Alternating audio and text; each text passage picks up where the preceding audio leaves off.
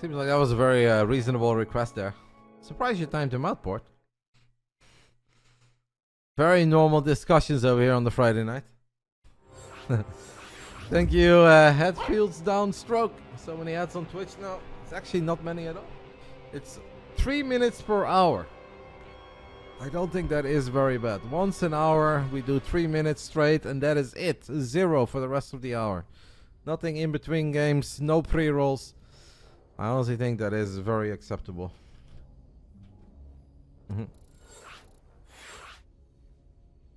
Emil says, thanks, but I'm so done with PvP. I will show Gerald next, but Reynor is playing Terran. Okay. Alright. Alright, Emil. One hell of a statement by Emil. Emil rage quit the lobby because he doesn't want to cast PvP, but it's TVP. Oh, Emil. Well, that's a proper Emil moment. Here we go, guys. Next round of the lower bracket. I think we are entering the top 12 or the top 10 of the tournament at this point. Let's get it on. Round 1. Fight! I can't really remember Reynor even playing PvPs. In the bottom left side of Ultra Love, we are looking at the main base of streamers on Jumi. MaxPax is not off racing, no. I don't think there's any reason for MaxPax. I think he's just playing Protoss.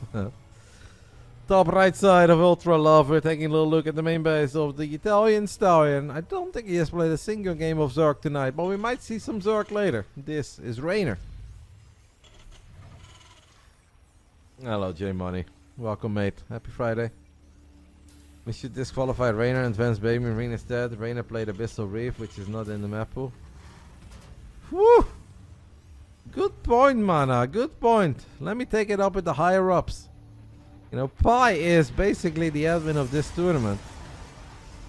How severe should the punishment be?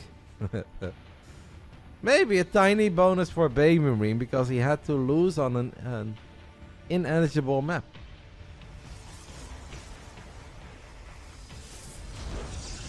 Another fine for Reynor. Ooh. How is SKillous coming along, by the way? Because I do think that maybe it would be nice if SKillous Mana can start by the time that this best of 3 is over. Like, I don't think you guys have to really rush because the lower bracket needs to catch up anyway. He still has like 3, but I think that's fine, right? Try to start it by the time that this series is over, Mana. If that would be doable, that'd be awesome. I mean, you guys will play a PvP that shouldn't go on forever. And I'm not worried about it, and I know you guys obviously are friends. But it'd also be nice for MaxPax to eventually have something to look forward to. Are you calling me a cheese already? The opposite, mate. But our Russian Protoss has been a little aggressive today. I saw him do things to my boy Wingant that I haven't even seen the Russian Haze do to Wingant. It was brutal. It was brutal. But I'm no stress. It is a fun community tournament. It is for you guys, so definitely not gonna hand out any walkovers. But also be nice for MaxPax if he knows what's up. Night Phoenix is a bonus candidate. I absolutely agree. Mana is a bonus candidate, taking out Hero. Unfortunately, Mana also made Hero sign off, not being aware that there is a lower bracket, so that is penalty points again. Taking away our Korean hype, our Korean star player.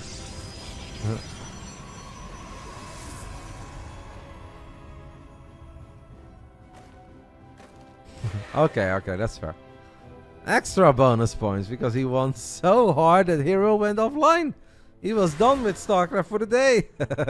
Sent Hero straight to bed. I actually heard that Mana won so hard that he took over Hero's chair, and now Mana is sitting on that gaming throne. Next time we see Hero, he's sitting on one of these little plastic 7-Eleven chairs that Nick Tasteless Plot is always on. Look at Reynor, he's trying to hop himself to the left side to take control of the Zelnaga Watchtower. That is most certainly a play, Reynor. Is that possible? Because I haven't seen it yet. Can you hop your grenade from this side to this side to take control of the... I know you can blink a stalker, that is a play. But I don't think the Reaper Grenade is a play here, no?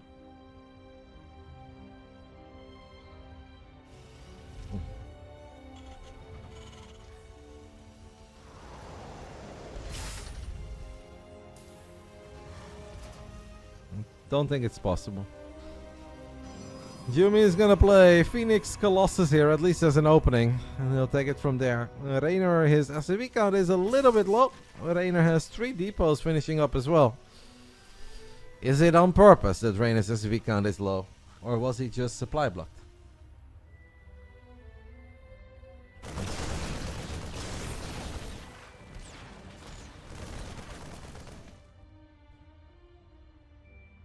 I did get a message, by the way, from Hydra a couple hours later. He said that he went to eat and he didn't know there was a lower bracket. I am truly surprised how many gamers do not check if there is a lower bracket. That is kind of surprising to me. That's the first thing that I always look for any tournament that I sign up. I guess there's so many tournaments of single elim that they just assume. Reynor has made it to the bottom side of Ultra Love with a lot of Marines, a HeroMarine, a tank.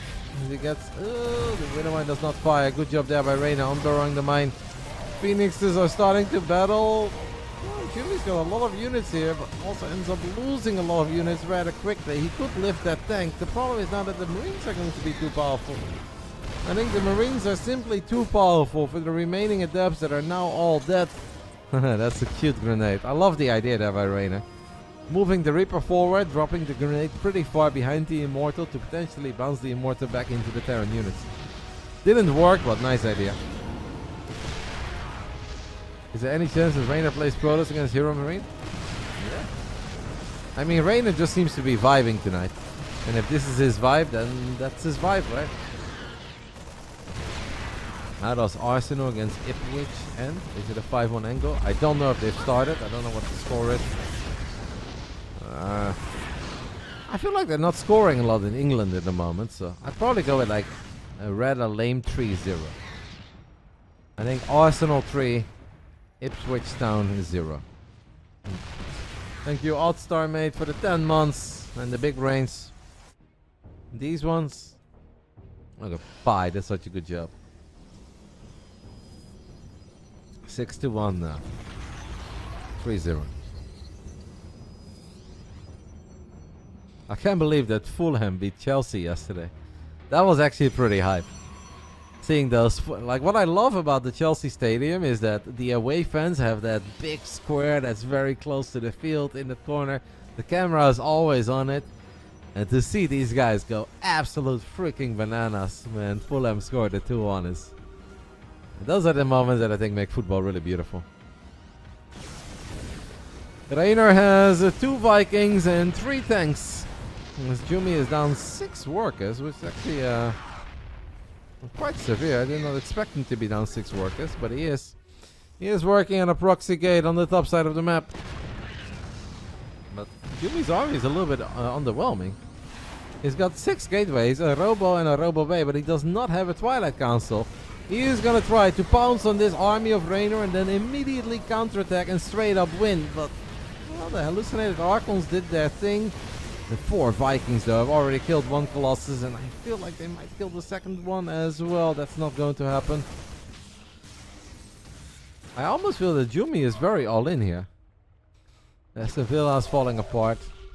I just think that Villa got so used to their mega season immediately that now anything when they don't win every game is falling apart. Villa is still doing alright. Jumi needs to keep these Colossus alive if he wants to have a shot, and one of the Colossus stayed alive for a little while. In the end they all died, but now he's basically all in on 2 Immortals, a couple slow Zealots, a couple slow Stalkers and Sentries without energy. Jumi's got the bigger army, but I want to say this army is kind of crappy. But he does get one of the mines. It's landed Vikings. This is a close one. I want to believe in the Terran army, but maybe Jumi can make magic happen as Reynor throws down a scan and he sees that the proxy gate is there. I think Reynor is picking up on the fact that Jumi is very, very all in, but what is he going to do about it?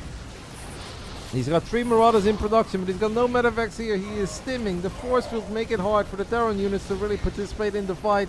All the SCVs go through the meat grinder, but it's just sentries and slow zealots. I think Reynor can hold. I really think that the Reynor can hold even if it's close and he's losing so freaking much. One of the immortals goes down. If the other immortal goes down, Jumi, his remaining units are really weak. Like now Jumi is attacking with the most basic gateway units. I think Jumi needs to back off. I know that sounds insane, but I actually think he needs to back off because these units are so bad. Hello, laser girl. And also hi to Bike Rush, by the way. I haven't seen you in a bit, mate. Hope life is treating you well. You heard tears in their voices. Nah, I was sick. I gotta say, I think Boxing Day was disappointing yesterday in England, but the Fulham win was pretty epic. Thank you to Paul Wilson as well for the 4 months. I appreciate it, matey. Reynor takes a little look at what Jumi is working with. Jumi has a 20 worker lead. The Twilight Council is now finally done. Reynor needs to move his medevac, as he is gonna get on top of that proxy in the top side of the map. Fun game between these two. Is it stuck? Can a stalker always... No? Yes, no? Well, it's safe for now, but it's definitely pretty stuck.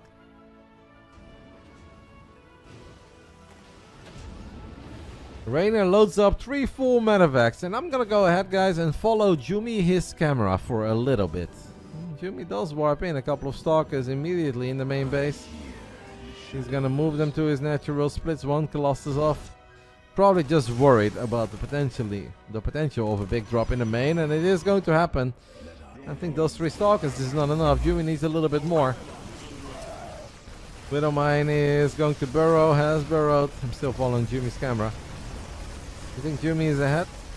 I think Jumi is ahead as long as he doesn't take crazy damage. Oh, that's a big HeroMarine shot, by the way. -3 Zealous immediately, but he should deal with this. I mean, he's up 19 workers. He kills another medevac. He's gonna lose a few more workers over here at the third. One big problem for Jumi is that we'll be looking at 1-1 bio against 0-0 Protoss. Reynor is also streaming his games, guys. First person view.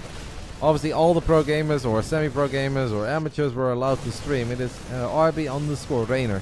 You guys can watch the games from his point of view. His keyboard is loud, he clicks very fast, he's got mediocre music at best, but it's a great stream. I don't know who I like this for. I understand why you like it for Jumi, but I'm also still very, very, very worried for Jumi. Because Jumi is down 2 upgrades and he doesn't even have blink yet. There's a blinking light. It's Christmas lights.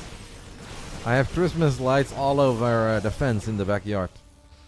My lady decorated our backyard. It's the only nice thing about our backyard. It looks very ghetto, but the Christmas lights are nice. And they are blinking. Reynor continues to drop in the main base of Jumi, but Jumi has warped in enough units. No, they're all blinking. I mean, not all of them. A couple of them are blinking. You just don't see all the blinking ones. Reynor moves his HeroMarine to get a very big shot up. This is risky, by the way, on the side of Jumi. Yes, Colossus are great, but Reynor knocks down the cooling tower. But he also has like 6 Marauders on the left side of this cooling tower. What a bonkers game, as Reynor is losing a lot of SCVs. He's killing some probes on the other side of the map. Can Reynor kill the Colossus once and for all? He gets the first one. I think he already got... No, he got one of them, because the other one is in a Warp Prism in the main. As he warps in a couple Zealots there as well. But Jumi, doesn't that mean that you're going to lose this entire army? I think it does kind of mean that he's going to lose this entire army. This game is sick. Jumi is now down in supply. Upgrades, upgrades, upgrades, guys. All that remains is a low HP Colossus and a Prism. And you can pick that bad boy up all day, every day. But it's the 1-1 Terran that gets the job done. What a victory by Reynor. Wow. I think that was a mistake by Jumi to pick up that 1 Prism and send it to the main. I think that was too much. It's so important that he keeps his units together there. That's a bonus for Jumi. I don't know if picking up a 1 HP Colossus but not firing 10 times is a bonus. But we do have to hand out some bonuses soon, guys. And you guys can help me with it. SKillous is 6-0 so far in the King of the Hill. Well, he's got some time. I said it would be nice if he starts He's playing the CIS King of the Hill, right? So who is he beating? Is he beating like Ashbringer and Sunset? Or is he beating Shameless? He's facing Rostock. I haven't heard of Rostock in a while. If he's playing in that, I'm surprised he's not playing in this, because Rostock was good. Thank you, by the way, to Coin and Niak. Not Airniak, but Coiniac. Hope you're all having a great Christmas. I am having a great Christmas. I had a great first Christmas day. Yesterday was not my day. Anybody that was here can attest to it. There was a lot of pain. There was illness. There was struggles with a very big puppy that I had to carry home. In the end, still had some fun playing StarCraft. But yesterday wasn't my best day. But today is fun, and the actual Christmas was obviously very fun too. Nothing wild, nothing crazy. Just food, family time, a bunch of presents. And that's it. I got a very beautiful new F1 model car. That's the only thing that I requested. And my plan was just that they would all get together and get me one, and that's it. But then Vicky had to be the greatest waifu, and she's like, I'll do it myself, and then he gets all the presents too. So I'm very happy with it. It's awesome. What a legend this guy is for the StarCraft scene. Live long and good, Roddy. I can't promise that first part, but the second part might already happen. So haven't we already won in that part?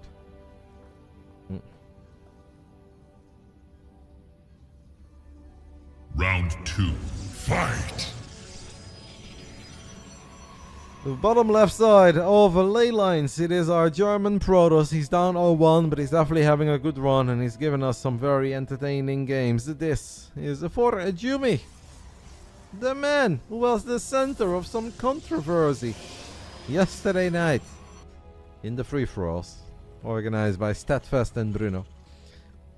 Top right side of ley lines, we are looking at the main base of Basilisk, his very own, the only of the 3 Basilisk members that managed to play today. It is Reynor. I'm very grateful that he decided to play. Makes me happy.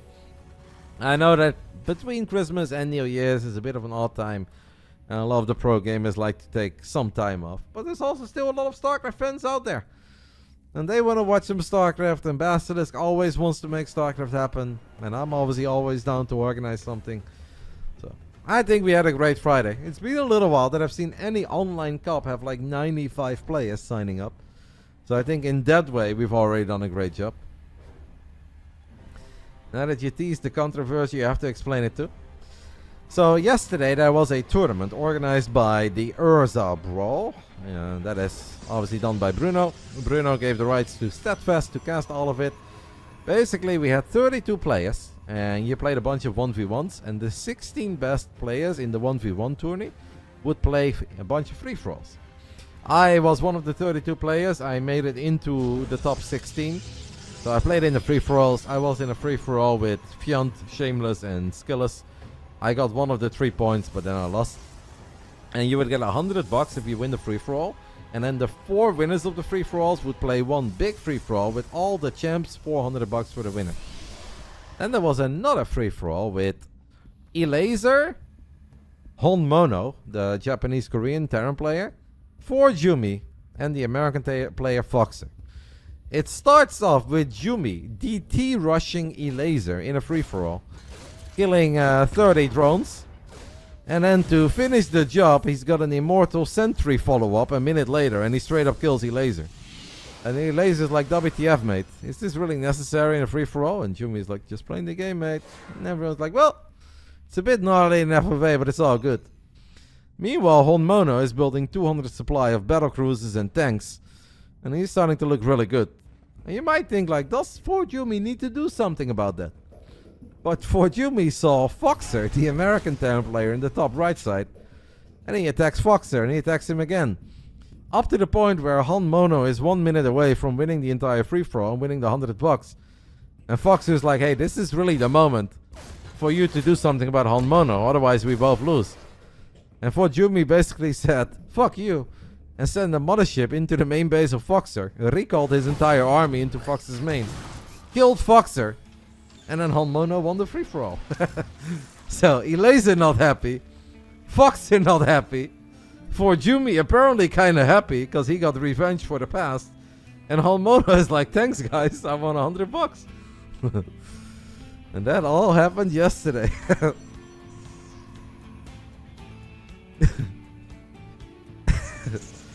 And for Jumi also said this was for last time, Foxer, because apparently they were in a free-for-all like half a years ago. Hey, Rostock beat Nikita. That's nice for Rostock. That's big actually. How did he do that? That's not our tournament, by the way, guys. It's a different tournament, but yeah, apparently for Jumi was getting personal revenge on Foxer for something that happened months ago. And Foxer had no idea what he was yapping on about, but anyway. Jumi is the sweetest kid. I know based on this story, and if you don't know him, you might be like, man, sounds like a dick. No, Jumi is the absolute sweetest kid. He just had to make a statement yesterday. I don't know what it was about. I'm surprised. I thought it was a bit out of character, but trust me when I say that.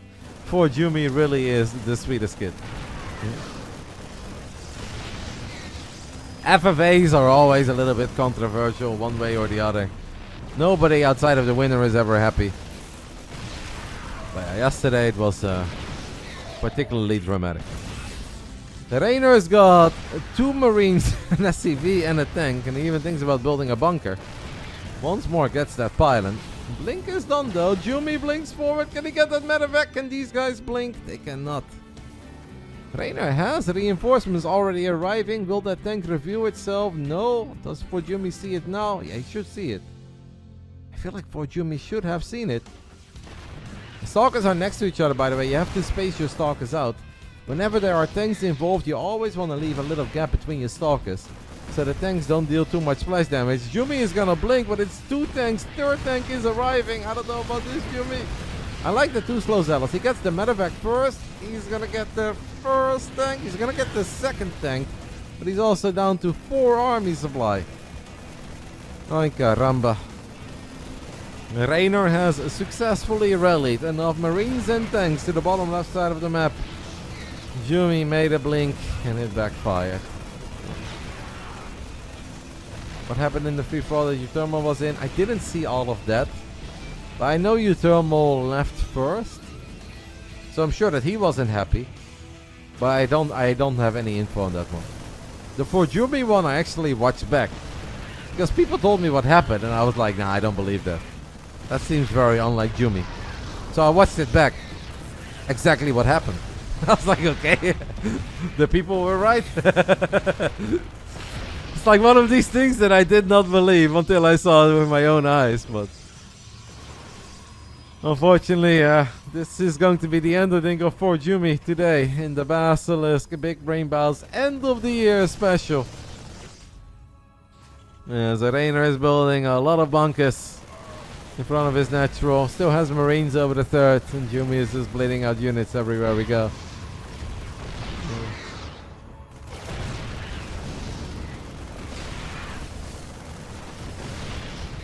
Look at this game. Well, this game is kind of over, mate. Reynor put on a bit of a clinic this one. Early game aggression. I would almost say straight out of the playbook of Gumio, like right in the face of the Protoss. And then before the Protoss can ever even get any satisfaction out of the 3rd base, more units show up. 1 bad trade for the Protoss, and that is it. Reynor's even building an eBay. A 2nd eBay. Wants to make sure that no zealots come in from the top to get on top of the tanks. Well, there is zealot charge. A 3rd eBay. A 4th eBay. Why do I feel like Reynor is gonna say this one is for my boy Foxer? I don't know what we're doing over here, guys. Yeah. I think Reynor is getting one back on the board for Foxer. The FFA drama continues. Building a couple turrets now as well. 5 of them. I mean, I know it's always better to be safe than sorry. I think 5 missile turrets against the 1 base Protoss is also pushing it a tiny bit. Reynor thinks this is over. Well, he's not wrong. It is over. Honestly, it's been over ever since the fight over here. That was obviously like a close fight, but I think it's been over ever since.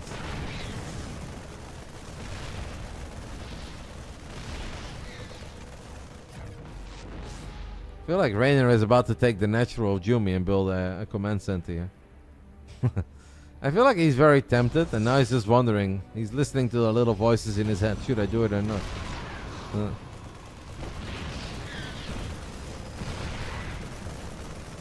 Picks up 4 Marines, drops into the only mining expense of Jumi. Jumi is taking bases in the top left and even all the way over in the top side of the map, but obviously these are not bases that he's going to be able to defend anytime soon. No, Pencil Dix, he's way too far behind me.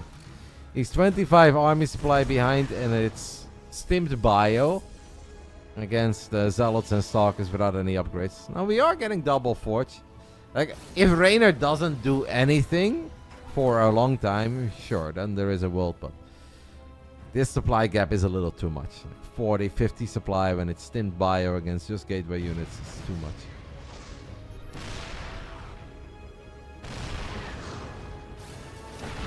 Streamer said the name. I mean, that's his name. What can I say? That man has been sub for 2 years to my channel, and I'm not allowed to say his name just because it sounds like pee-pee? Come on.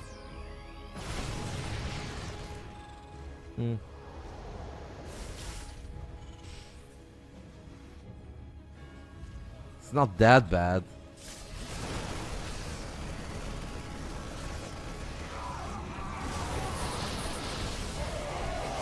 I was sub for a long time and then changed accounts and lost my streak.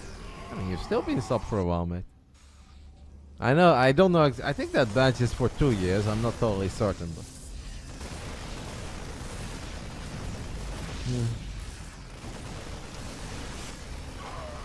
Honestly, that should be the ultimate end of the year celebration match. But I haven't seen PP Power play a lot of games lately. Yeah, PP Power against Battle Booty, best of 69. If we just say that the winner gets 500 bucks, they'll probably play.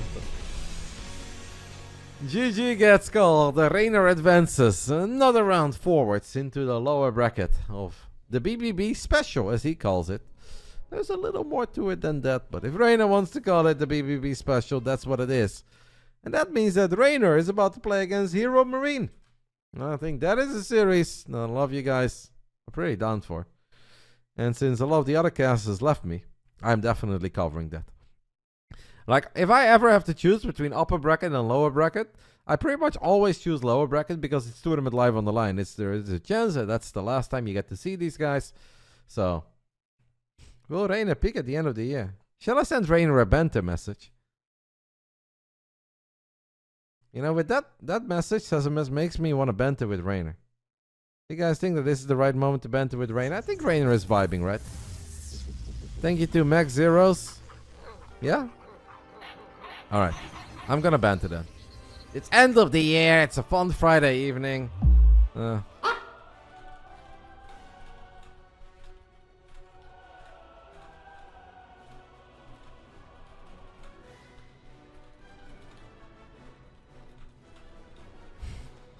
I'm not sure how this one is gonna go down. He might take it well. He might hit me with a fuck you, dickhead. We'll see.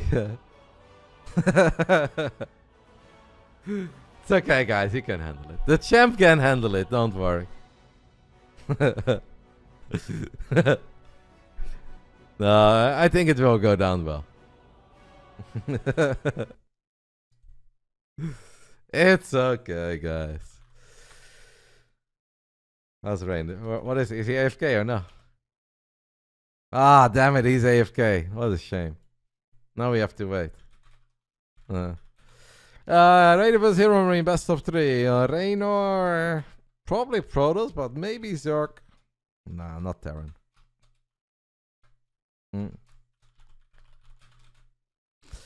This is the best of 3 that we are going to do, guys. We have 10 minutes, best of 3, lower bracket. Tournament live is on the line. Winning this tournament is already not deserved. Why not? I would love that. Reynor wins, I think it'd be awesome. Reynor wins, I think it'd be awesome.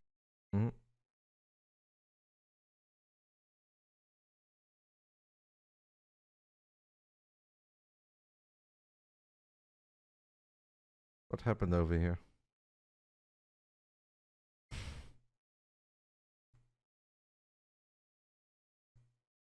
What? I have an unban request from somebody that got banned 4 years ago. It smelled like bitch in here. And then got banned again. But this is 4 years ago.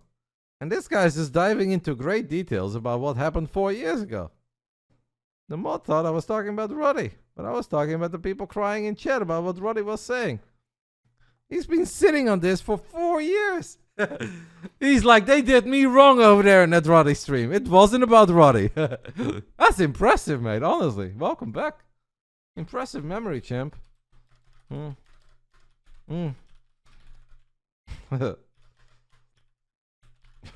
back. But please behave. Obviously, he does need to behave.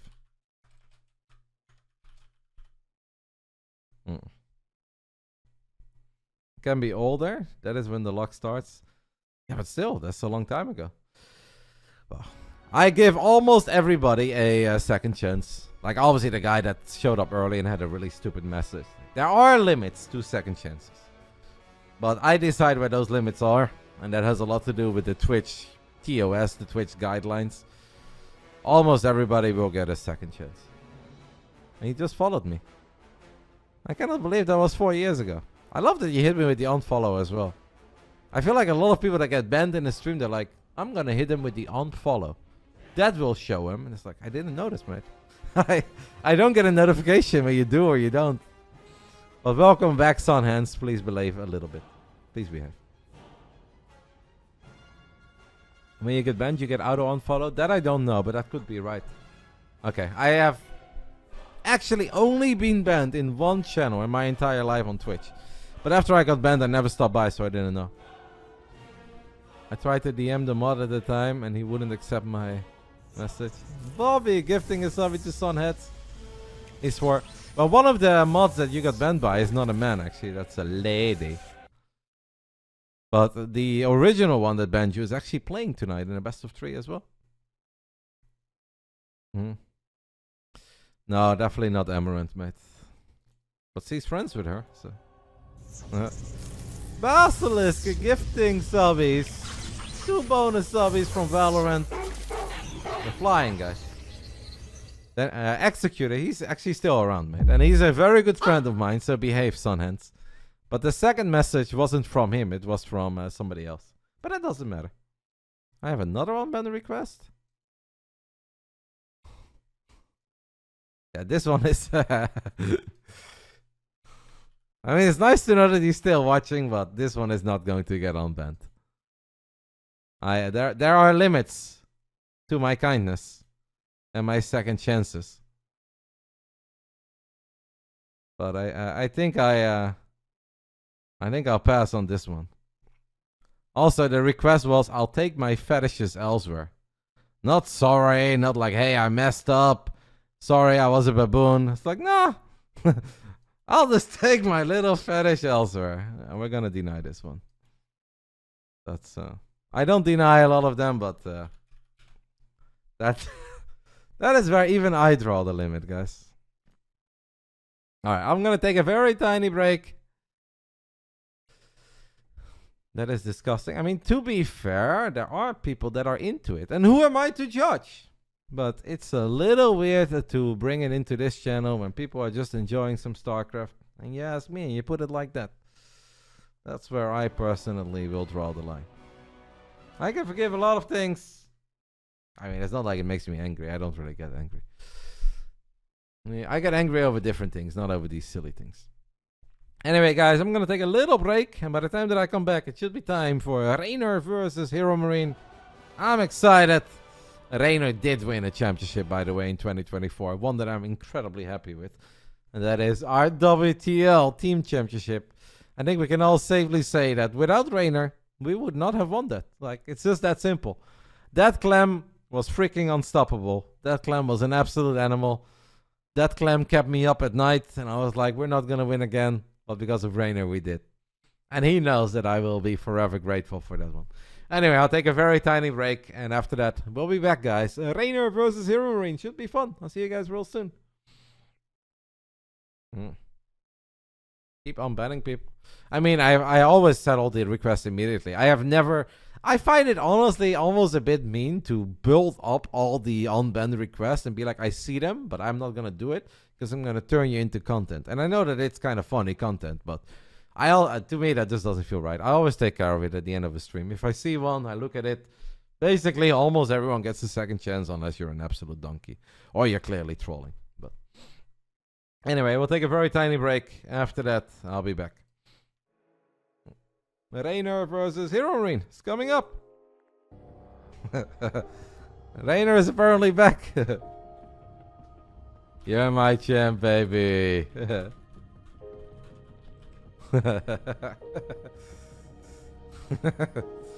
Invite, please. Ready whenever. I'll take a little break, guys. I'll see you soon. I kind of hope it's TVC as well, to be fair, because I know Lambo was...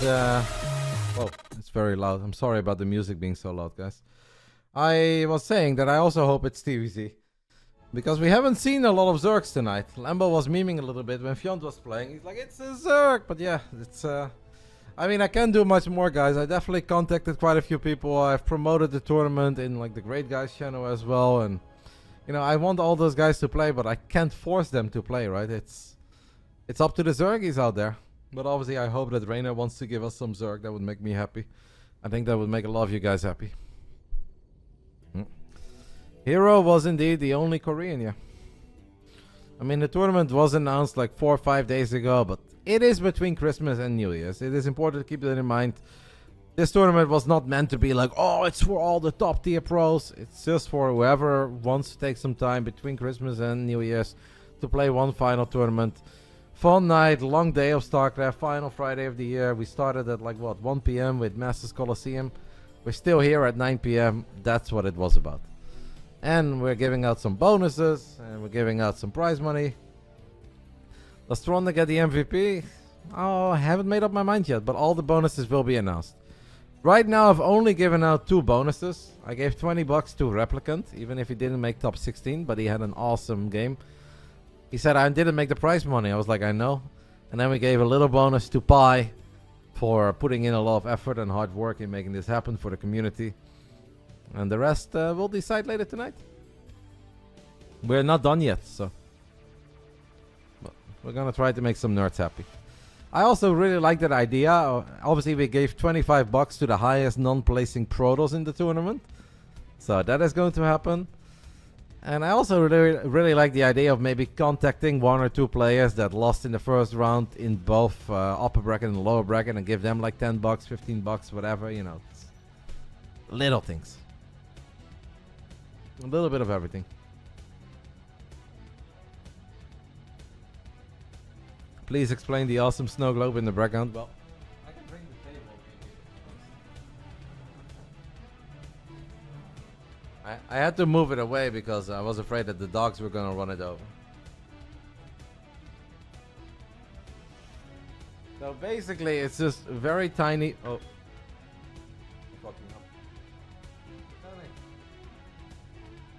Broke it. I think we broke it. This went well. Solid. Does it still work or is it broken? What? No. It's still working. So it's just tiny little white balls. I don't know what material they're made out of.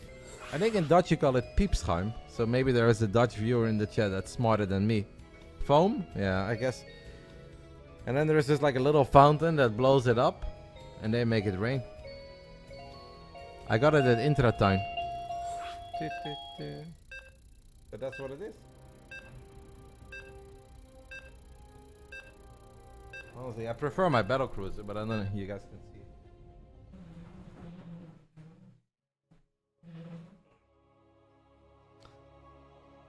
Yeah, it just looks cute. It was either $40 or $50. It's not that much, and it added to the Christmas atmosphere. All right, here we go. You guys wanted a TVZ. I have to disappoint you guys for now. Unfortunately, Reynor is not playing Zerg. He is playing as Protoss in game 1. Here we go. Let's get it on. You should give the winner the lamp. Hell no, I like my lamp. And Vicky likes her lamp. We don't want to make Vicky sad over here. Round 1. Fight! Bottom left side of Ley Lines, one of the 6 new maps that got introduced this season. We are looking at the main base of the Italian Stallion, representing Basilisk. It is Reynor. Oh. Give the bonus to somebody that always signs up for everything but never wins. Yeah. We'll hand out a couple buckies, don't worry. Thank you to Very Cute for the 18 months. On the top right side, guys, no nonsense. Big Gabriel representing Mouse Sports. Send out one of the boys. And is building his first Eon Blue, what the fuck. And he's sending out his first SME to build a barracks on the other side of the map. That was a rough Eon Blue. That was rough, mate.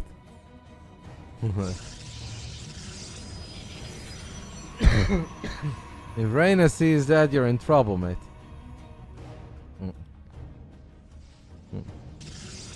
Not untrue. By the way, Pi, I asked Reynor about your request. Pi asked me in between the break, saying like, hey, can you please make sure that Reynor sticks to the original map pool? So I asked Reynor, can you please stick to your original map pool? It would make Pi happy. And Reynor responded, Pi can suck it. What? Yo, boss, yo. I saw that in Pix VOD. What I tried to write was, yo, Busto. Like, that's Busto. But yeah, it came out wrong. But that's what I tried to write. I saw that people had a lot of fun with that in Pix Twitch stream. Yo, bust yo, but I meant that it was Busto.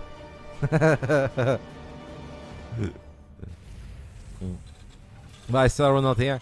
Serral likes to take some time off. He plays StarCraft throughout the entire year. It's obviously fun, but it can still be stressful.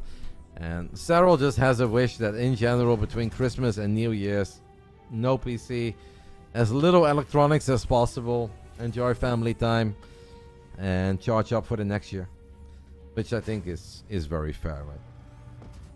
Reynor is really, excuse me, HeroMarine is really gonna hit us with the ultimate one base all in. And poor Reynor, guys, hasn't even probe scouted. Well, he scouted around a little bit. You can't say he hasn't scouted anything, but he hasn't scouted a whole lot either. Reynor is, well, in my eyes, kind of dead. But if he holds this, he's truly gonna show us that his brain is a whole lot bigger than any other Protoss brain out there. If this was me, I am 200% dead. And honestly, I think any Protoss pretty much is 100%. Ah, this is no way, right? He's doing the Odnup. I've died to the Odnup. Not afraid to admit it. I mean, these one base all-ins are gnarly. Even if you scout it, I really don't think it's that easy to defend it. And there's obviously some really good Protoss players that will tell you, no, it's easy. Just go like 2-gate Robo or 3-gate and yada yada. But I think even if you know it's coming, it can be hard. But if you don't know it's coming, it's not just hard. It's impossible. HeroMarine is hitting us with the 2024 version of the Blitzkrieg. And just like in 1940, has a lot of success. Just, you can't put it any other way. You don't expect them, you never see it coming. And before you know it, it is all over. They're here. I know that it didn't involve Italy. I never said that it did. I know they were friends. I don't think we have to go there, Pi. That's very weird of you to bring up like Second World War facts over here, man. It's a long time ago, Pi. Let it go. Jeez.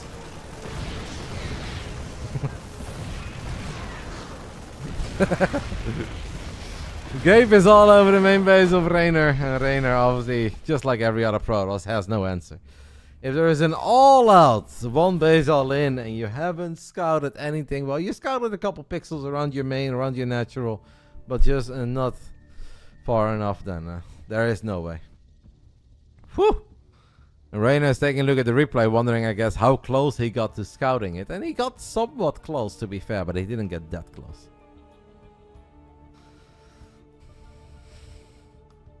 Hey, he's not the only one who suffered, one child. We all suffered.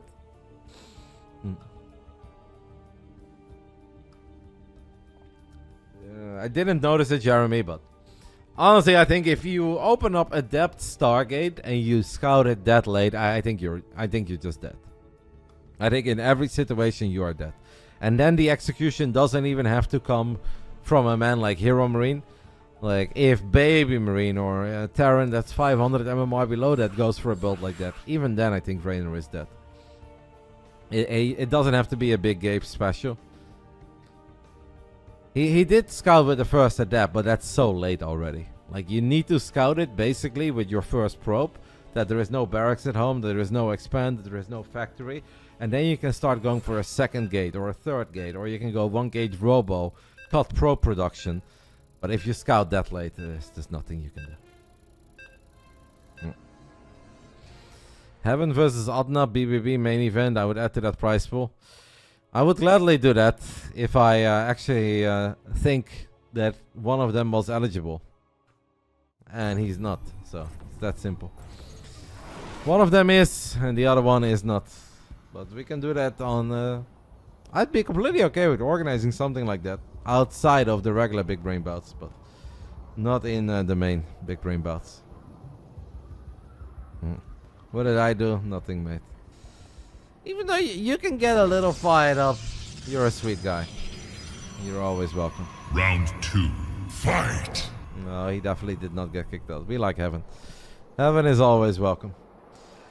Bottom left side of a Frostline. He is once more playing as Protoss. I'd say unfortunately, because I would really love to see some of his Zerg tonight, but it is holidays, it is off season. He can technically do whatever the hell he wants, and I'm just happy he played. That's the most important thing. Representing Basilisk, it is Reynor.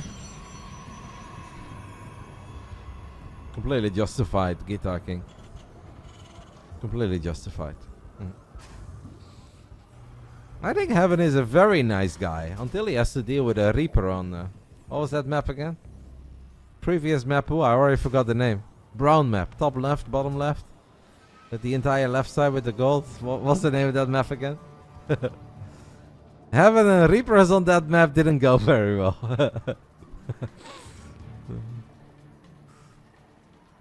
Damn it, I always... No, not Dynasty. What was the name of that map, guys? Last map pool. It was kind of brown, like pirate ship color. Amphion, yeah. Heaven did not like falling off on Amphion and dealing with a Reaper. Honestly, one of the funnier moments of Twitch that I've seen this year, man. That was good content. Top right side, he's taking the 1-0 lead. It is the man that's been representing mouse sports for over a decade. And I think that's something to be very proud of. Because not many people do anything for over 10 years in their life. This HeroMarine. And guys, Gabe is pulling out some mind games here. He is making it seem like he's going to be very aggressive once more. I'm not saying that he won't be. However, the barracks is in the natural. But it's a barracks with a reactor. Honestly, it's a smart series so far from Gabe. Because you can say whatever the hell you want. And Gabe could of course play standard against Reynor's Protoss. And maybe he could win playing standard. But he also knows that his advantage is not going to be in the mechanics or in the speed. It is going to be in the fact that he knows the ins and outs of this matchup a little bit better than Reynor's off-race. And I think it's a very smart approach. Now he does reveal the Reaper, but he only reveals one. I like what HeroMarine is doing here so far. I know a lot of you guys are rooting for Reynor, and I obviously always want Reynor to do well, but I think this is very smart. It's incredibly smart what HeroMarine is doing. And now he's going to pick up the first adept as well. And you know what the worst part is here, guys, for Reynor? Is that Reynor still doesn't know whether or not HeroMarine has expanded. It's really smart on the side of Gabe. Big brains by Big Gabe, and honestly Reynor could be in trouble here already, guys, because he doesn't win this fight and he doesn't have a shield battery and he already lost one adept on the other side of the map. Oh, but now he kills a Reaper. That's big for Reynor. That's very, very, very big. He absolutely needed that, because this already could have been an economic disaster. Yeah. I mean, losing that Reaper takes it away a tiny bit, but when it comes to like planning, when it comes to strategy, it's always a hot debate of whether or not StarCraft 2 is a strategy game. It's all about mechanics, yada yada. Well, HeroMarine is honestly playing this very, very strategic so far. This entire best of 3. The builds that he's doing are not builds that are exclusive to 7k Terrans. There are lesser Terrans out there that could do this against Reynor's Protoss, but this is very smart. The execution is of course there, but it's just very smart. And that has to be said.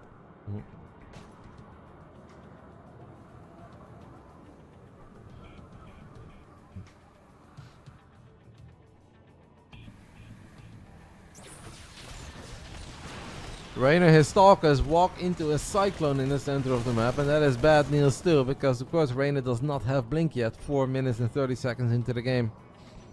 Still doesn't have a shield battery either. Reynor accidentally shot at the rocks there. That happens to me sometimes as well with a bunch of carriers. Oh, no biggie. Reynor might, I want to say might be okay here, but then a full HP tank shows up. And then you start wondering again, is he okay? HeroMarine has to do the liquid clump thing here. Can he do the liquid clump thing? Well, there is only one.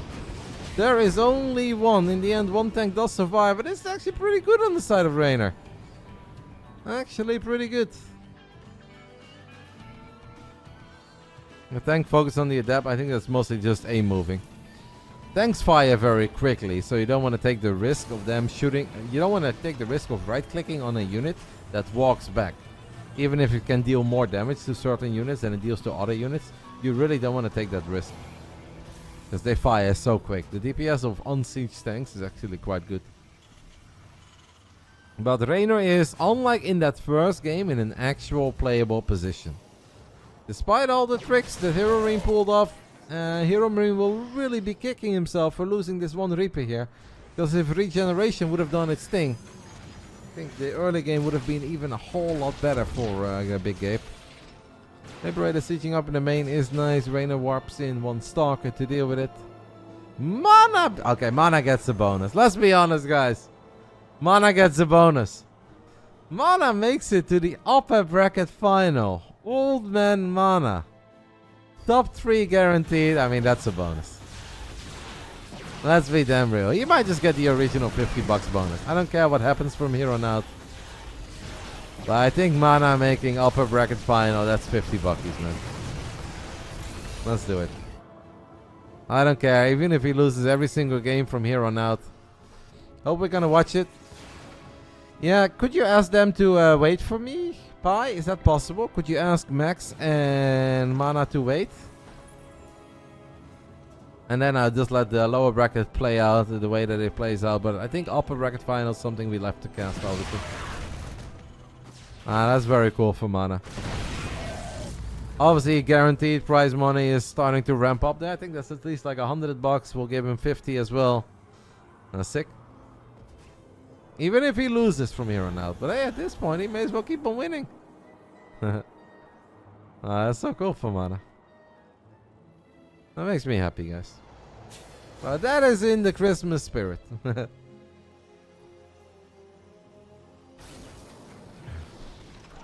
Mana is just casually going to peak one more time at the end of 2024, or maybe throughout the entirety of 2025. Who knows? Sick for a man who's as old as MaxPax and Reynor combined. Now, I think that only applies to me, to be fair, yo. I don't think that quite applies to Mana, but... What year is it? Unfortunately, mate, we are almost entering 2025. We're not quite there yet.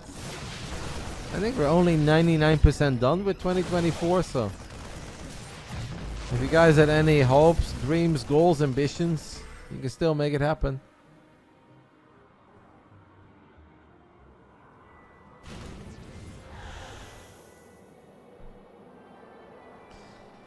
Reynor is gaming, but so is HeroMarine. Liberator continues to be very active and annoying, making it hard for Reynor to keep track on it. It's gonna siege up one last time over here at the third, as the main army is gonna show up as well.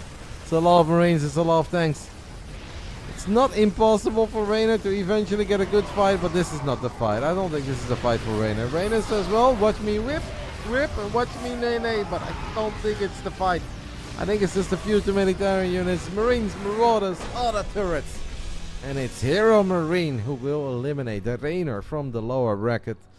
HeroMarine advances into the next round. Well done by Gabe, honestly, just a well played series. Reynor's Protoss is really hard, and I've said this before, even if I completely agree with all of you guys that say there is no shame in losing to Clem's off race, there's no shame in losing to Reynor's off race. I 100% agree with that, but it's still annoying. If you're a pro gamer, it's just annoying to play these kinds of series, because if you win, people are like, well, you're supposed to win, and if you lose, it's like, haha, I lost to the off race. But honestly, I think Gabe played this series very well. So, well done, Big Gabe. We'll settle that prediction, and we get ready for the upper bracket final between Old Man Mana. I think Reynor's off race is like, it's hard to say MMR wise because they don't like PvP, so they don't play PvP. But I think you can very safely say that Reynor is 6'4". But if you call him 6'4", he will correct you and he say that he's like 6'5", 6'6", 6'7", something like that. I think 6'4", 6'5" is probably like the truth. You guys believed in Reynor, but it is the German veteran who advances into the next round. We're gonna watch the upper bracket final. Mana versus MaxPax, best of 5, upper bracket final. Mana. Well, let's just make it straight up. Why not? Let's give the Mana Believers a real jackpot. I'll give you guys 15 minutes because it's the best of 5. I'm not talking that he's 6'4" in height, mate. I know he's not 6'4" in height.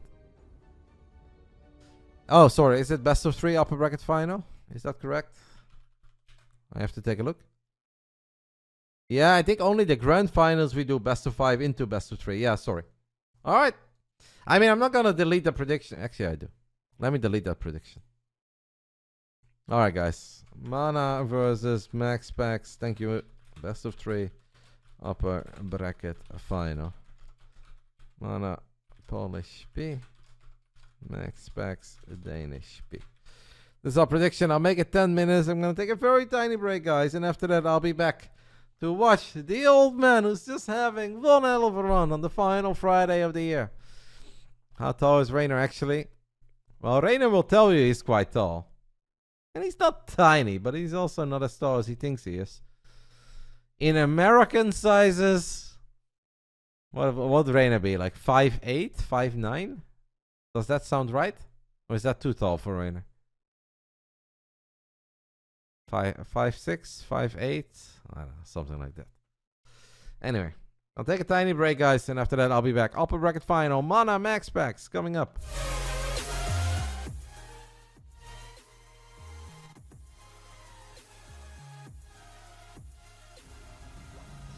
I'm guessing his height too low and his toss MMR too high.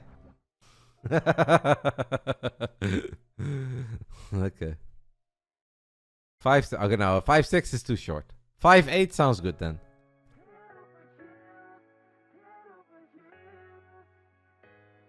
But I mean, Lambo, you would agree with 6'4", no? MMR wise. 6'4" is not that crazy for Reynor. Or you think that's crazy? I think that's pretty fair. 5'10". Alrighty, guys, upper bracket finals time. It is Mana versus MaxPax. I'm excited. Let's hop on into it immediately.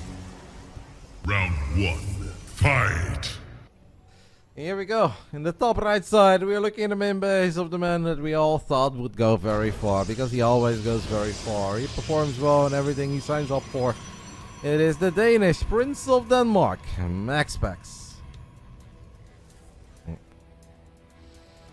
In the bottom left side, it's always nice to see him play, and you know that he can get a couple wins, but upper bracket finals is legitimately very impressive. He even took out Hero, the Korean Protoss hero, on his journey to that upper bracket finals. That is a guaranteed bonus if you ask me. It is Team Liquid's Mana.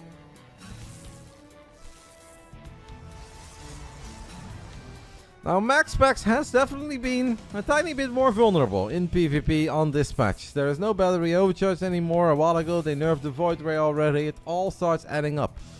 And his defense was already on a knife's edge. And eventually, it becomes too much, even for the Prince.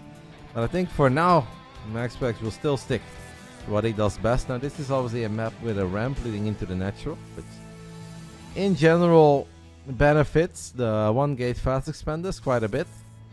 But that is not going to stop Mana from being aggressive.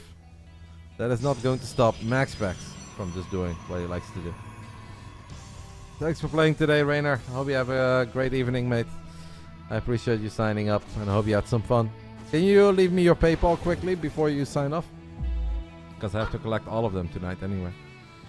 Thank you to Monakino for the 18 months. I appreciate it. Proxy Robo. And by the way, Pi, you can let everybody know in the lower bracket that they can just play whenever they want, as quickly as possible. Or I should do an interview with Reynor. I think Reynor has plans tonight, so we can maybe do an end of the year yapping session one of these days. If Reynor is at home and he wants to stream something, if I'm at home and I'm streaming, we can do some yapping. But tonight, I think Reynor has different plans. I'll let him enjoy time with the family, friends, whatever is on the agenda.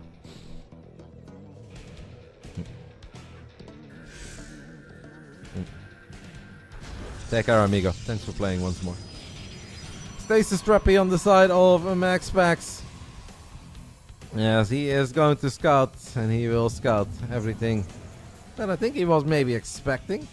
But definitely everything he needs to scout. He does fly into the 4 Stalkers though. That's pretty big on the side of Mana. Revelation goes down. I think MaxPax needs a shield battery in his main, and if I think he needs one, he already has one, because that's why he's MaxPax and I'm Roddy. There is a stasis trap there, so he needs to be very, very careful.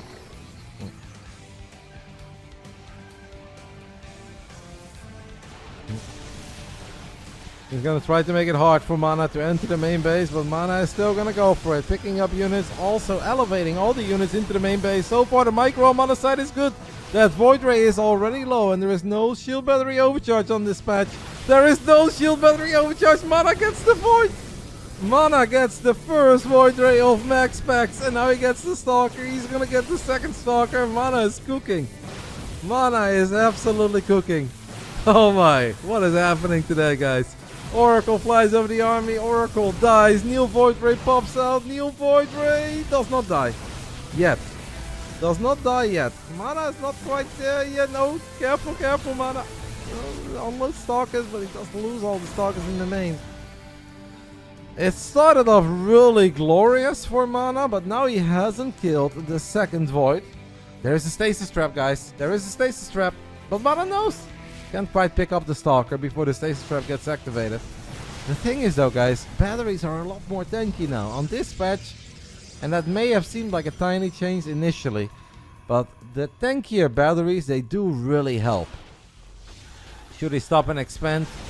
Nobody likes that. Oh, he loses the Prism. Oh no, there are 5 Stalkers on the low ground. Mana loses the Prism. Not like this, mate.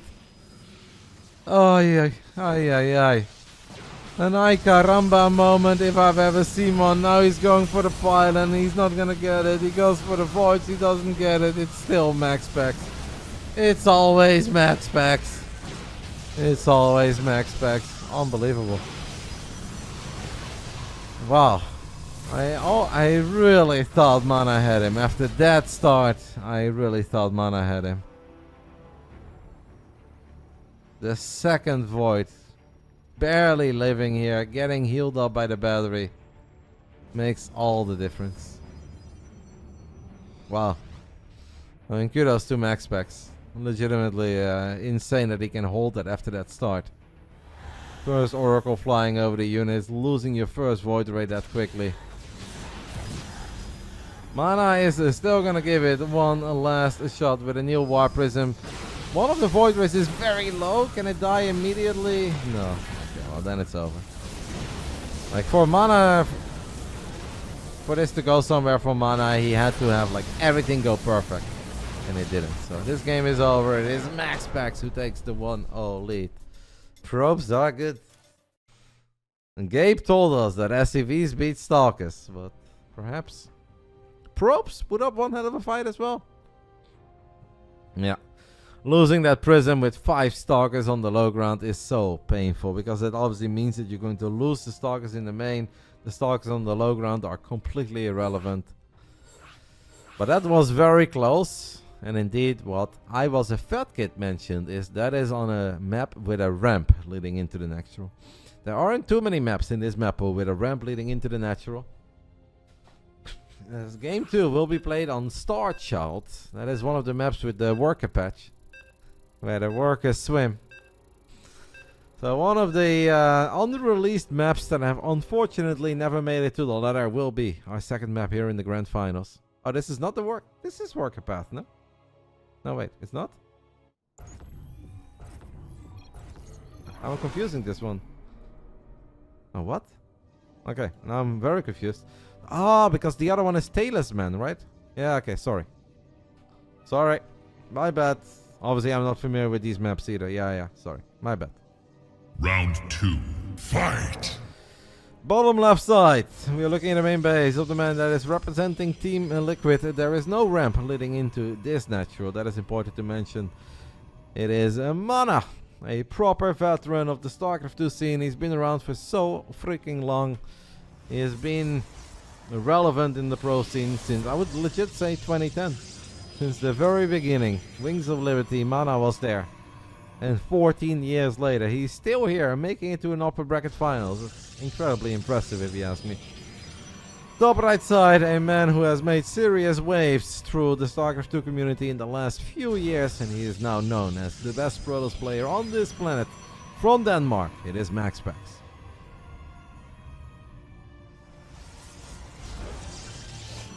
The thing is, Jeremy, I feel like there are moments where every pro gives up on trying to beat MaxPax when he does the 1 gate fast expand. And they're like, you know what, we're gonna do the same thing. But then there is a new patch. And I feel like new patches always give everybody hope again that they can kill MaxPax's 1 gate fast expand. Because the Void Ray gets nerfed, the shield battery overcharge gets removed. Less maps with ramps, you know, it's like every patch there is hope to go back and try everything that we have tried before. But to be fair, MaxPax was in serious trouble in game 1. And I feel like that should have gone Mana's way.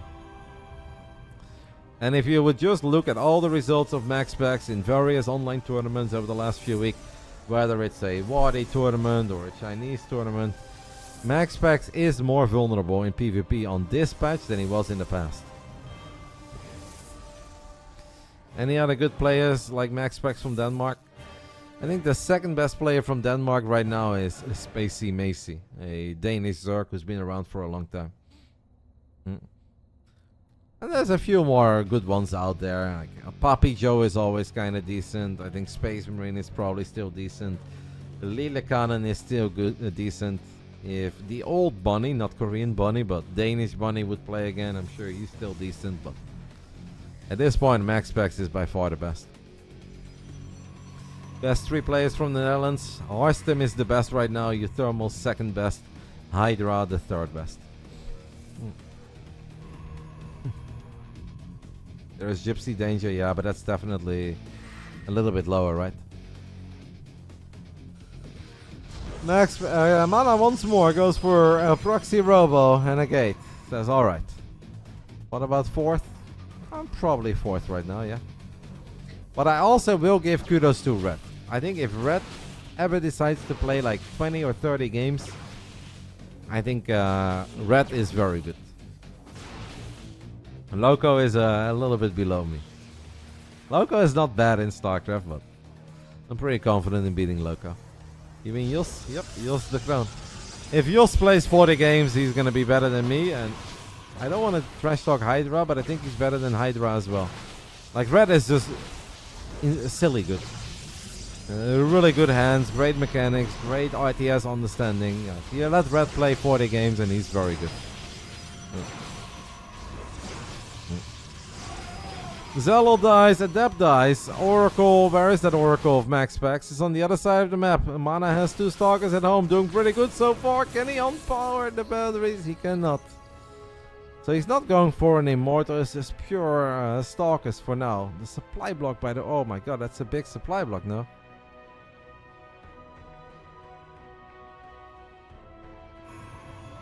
It's very hard to rank the Polish guys because they have so many good players in Poland that can all beat each other. Even guys like Art are really good. What about that Zerg player? I'm not talking about Elazer, but like Pi or something. He's got hands.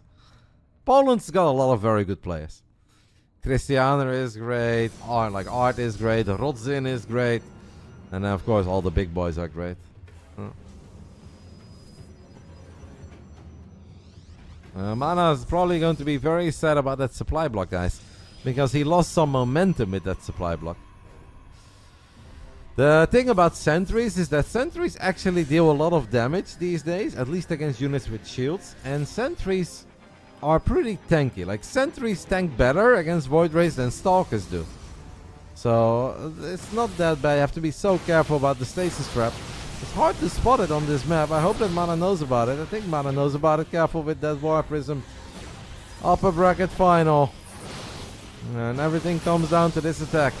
MaxPax suspended. Mana is going to try to break him. Honestly, it went better on the map with the ramp. Right now, I am not really feeling this for Mana. But the sentries are an interesting touch. It will be funny, guys, to take a look at when Void Rays attack sentries or when they attack stalkers. They kill stalkers so quick, but they really don't kill sentries very quick.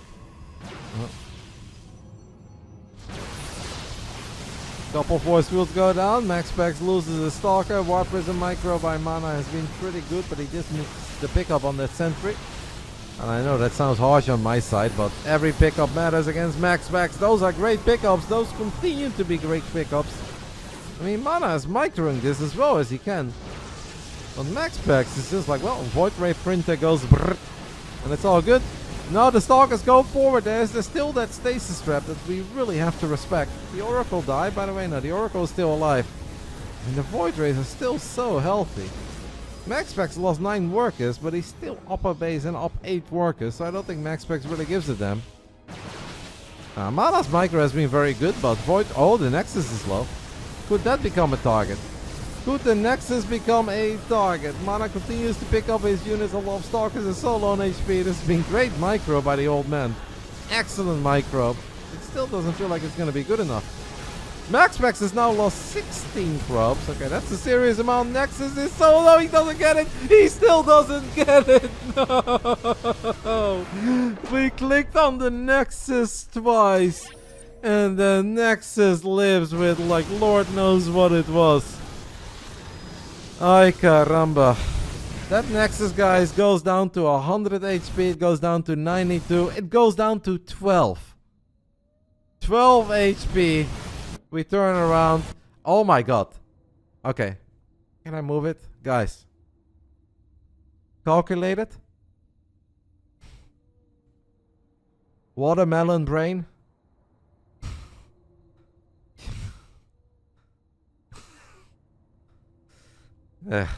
I mean, what do you do? A 1 HP Nexus. MaxPax wins the upper bracket final 2-0. We're all just living in MaxPax world. I mean, Mana is still having an absolutely fantastic run, and he ain't done yet. Mana drops to the lower bracket. MaxPax guarantees himself a top 2 finish in the final Big Brain Bouts of the year, the end of the year open. It's a special. HeroMarine is waiting for the winner of SKillous Gerald. Can I watch that somewhere? No, it's best of 3 upper bracket final. But the grand finals is a best of 5. And if the lower bracket guy wins, it's the best of 3 afterwards. If the upper bracket guy wins, then it's just one best of 5 and it's done so. If the lower bracket guy wins, we do a best of 3. But the upper bracket final was best of 3. Both games so close.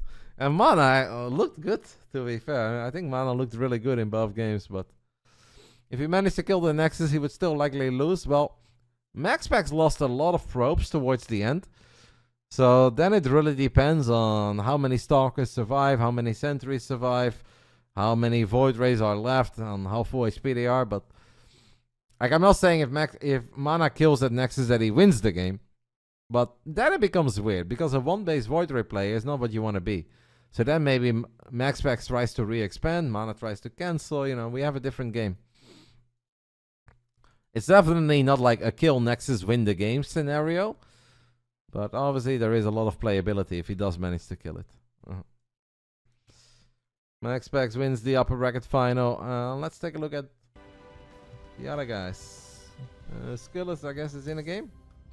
Yeah. SKillous and Gerald are 6 minutes in a game, and now I'm gonna take a look Team Liquid, and hope that one of the other casters is covering that. Is Indy covering that by any chance? No. DKL? Yes. SKillous up 1-0. So, we are going to watch this. Obviously, there is no sound. There is no sound because I am watching a stream. I'm not in the game. What is this co-fight thing, by the way? Is that like a better version of Stream Elements? Because I know that Serral has that as well. Or is that like a replacement of PayPal? Like, what is Ko-Fi? I'm not familiar with it at all.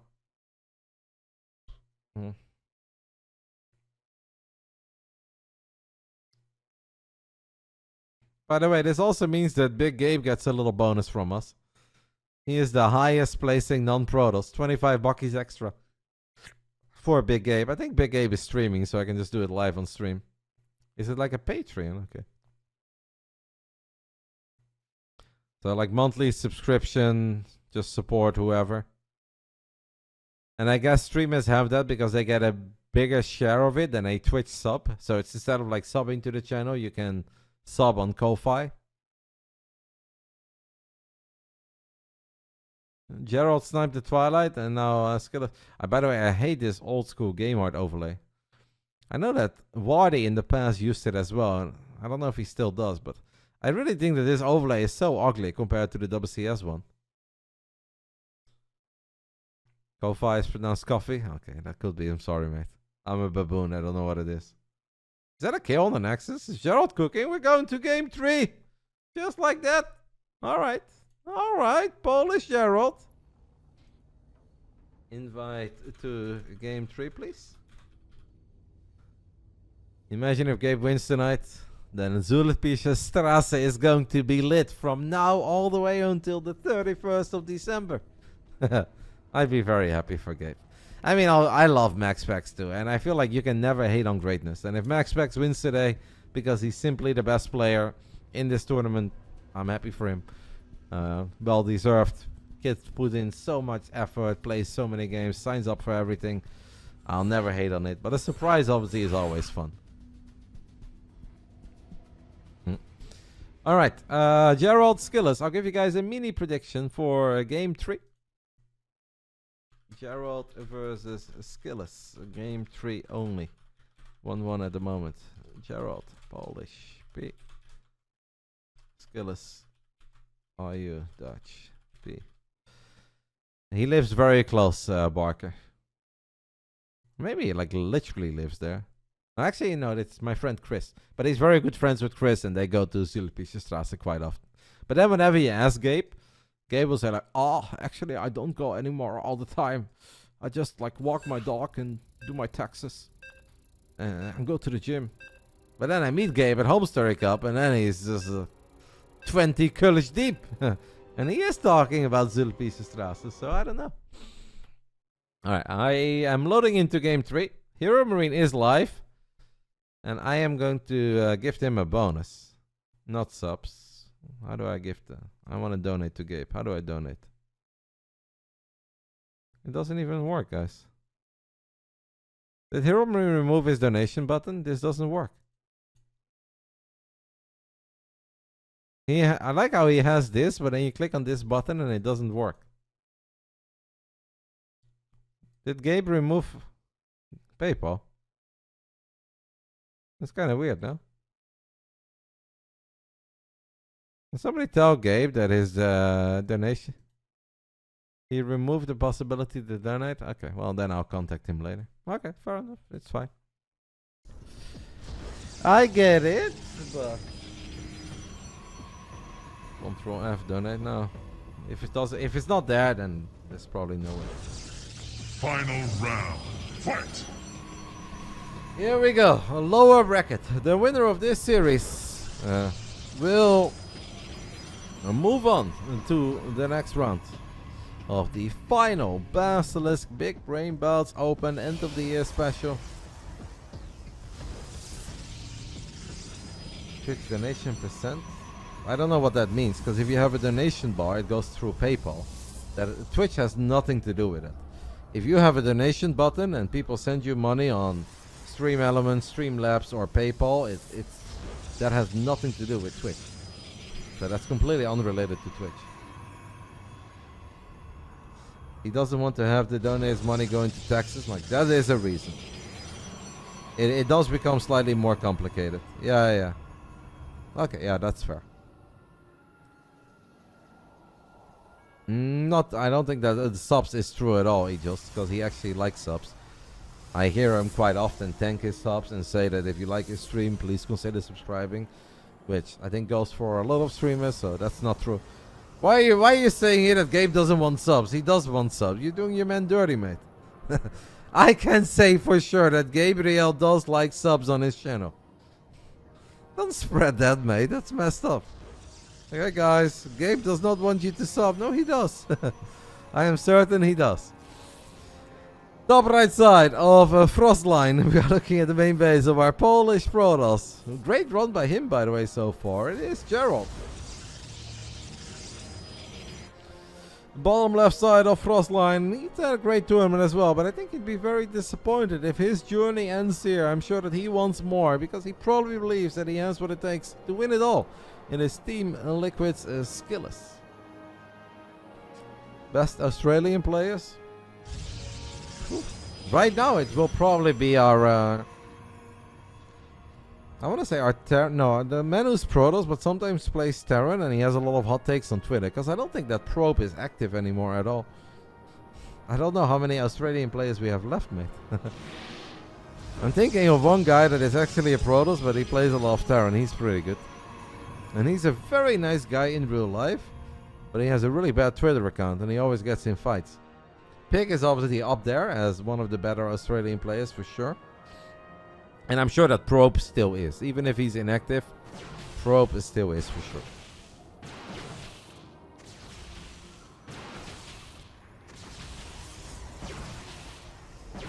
Pass. I'm thinking of Pass. P-E-Z-Z. So maybe it's like Pass, Pig, and Probe. But if I'm forgetting somebody, I apologize. Just don't hear too much about the Australian players right now. I think Probe might still be the best. I would agree with that.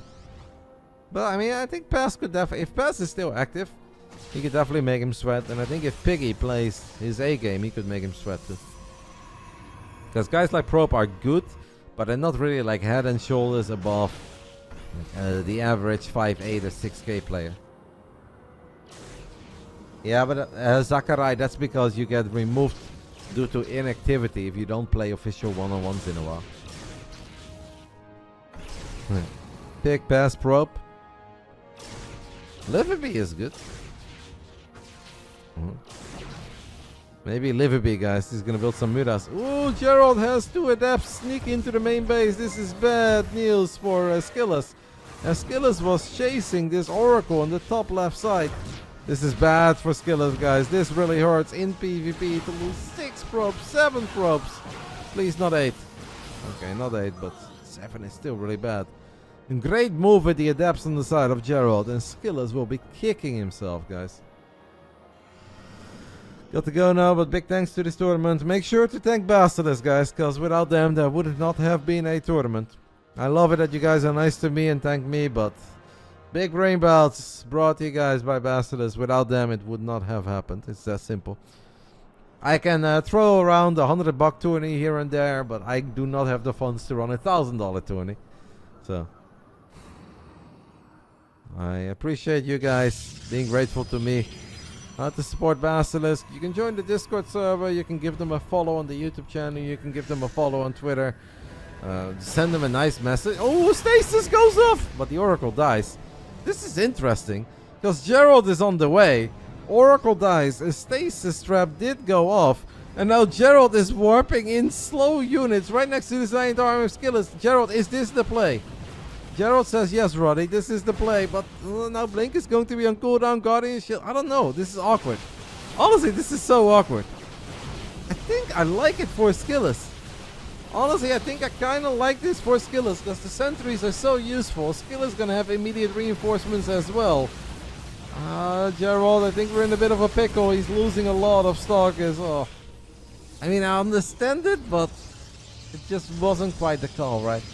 The immediate reinforcements, the fast warp-ins are so important. And I think especially the blink, yeah, 100%. Because if he keeps blink off cooldown and he can micro units back here one by one, it's probably better. So I think you're spot on. But yeah, TLDR, Basilisk does not sell anything. I know a lot of people want a shop to buy some hoodies, sweatshirts, polos. It is on the agenda. It still is, but there's a lot of other things they want to do first before they do that. But you can always just follow on various channels, whatever social media you may use. And if you don't use social media, most people have YouTube. Give the YouTube channel a follow, leave some comments on videos. Just tiny stuff like that makes them happy. They're not asking for a lot. You can definitely always tell them on Discord and Twitter that you want merch, that they need merch. It never hurts to ask for it. I'm afraid, guys, that Gerald is making this very, very, very complicated for himself, but perhaps the Polish Protoss knows what he's doing. I'm kind of afraid that he's biting off a little more than he can chew. But he's gonna show me that he can eat for days. Well, I wanna see it. This time it is SKillous with the depths on the other side of the map. Working his way through a couple of probes. Big Stalker battle over here. SKillous full of confidence. Blinks on top of the army of Gerald. And this is heartbreak for Gerald, who obviously had such a good start to this game. He'll be kicking himself. Because Gerald is really good, but it's not every day that he's this deep in the tourney where he can win a couple $100, where he has a shot against everybody that is left, even if he might be the underdog. So it's an unfortunate moment for Gerald. It's not 100% over yet, but it seems like the man who I thought was the favorite. I'm sure that he kind of believes that he's the favorite as well. I think it's going to advance, and that is the man from Team Liquid. Take that shirt off, Roddy. Stop teasing us. Oh no. You know, David, a shirtless Roddy was not a very good idea 5 years ago, but it's a very bad idea now, I tell you that much. When these long days are over after 12 hours of casting, and I take that shower and I get ready to crawl in bed, I'm like, well, lay down the Kinder Buenos, Roddy. A little less whiskey, a little more water. It won't hurt. I have actually played less padel over the last few months. I was doing really good over the summer.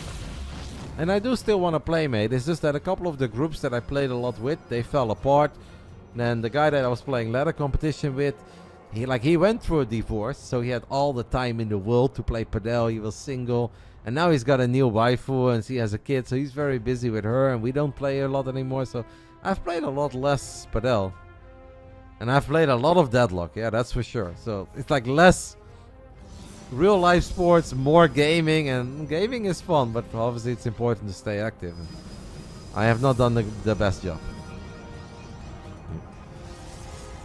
Yeah, but I don't mind playing in the cold. As long as it's not like mega windy and as long as it's not rainy, I really don't mind playing padel in the cold temperatures.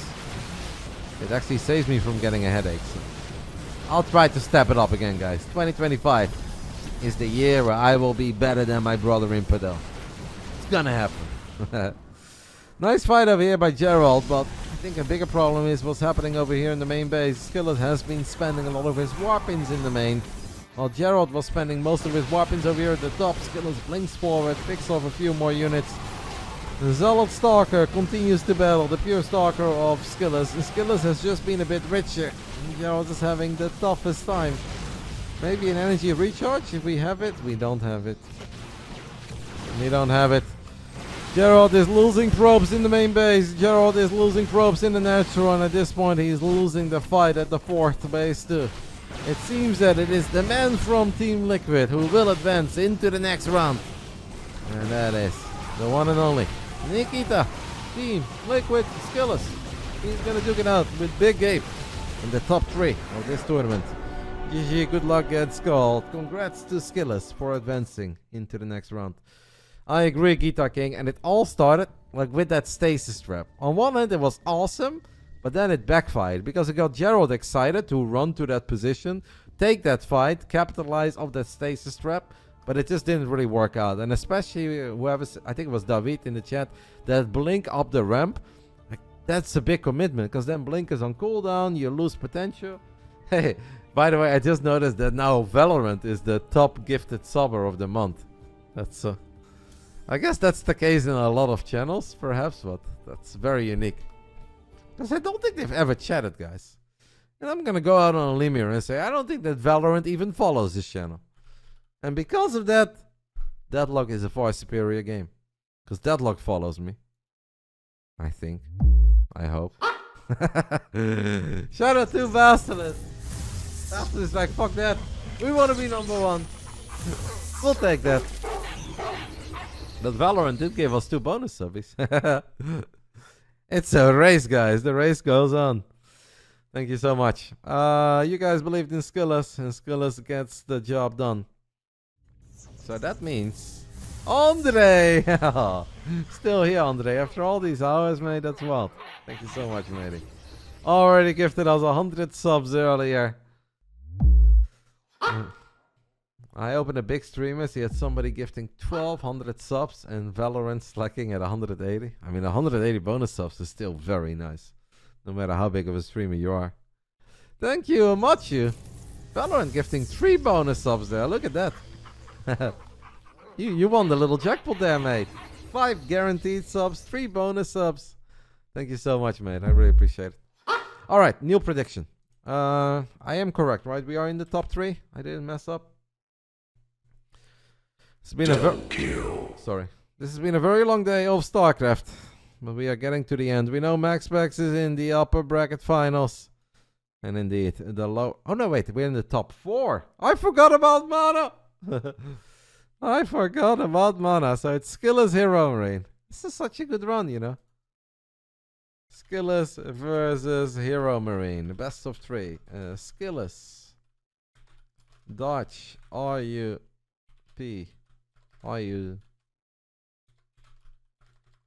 Dutch? Are you? There you go. HeroMarine JRT. Alright, I'll give you guys 10 minutes. This should be a really good series between these two.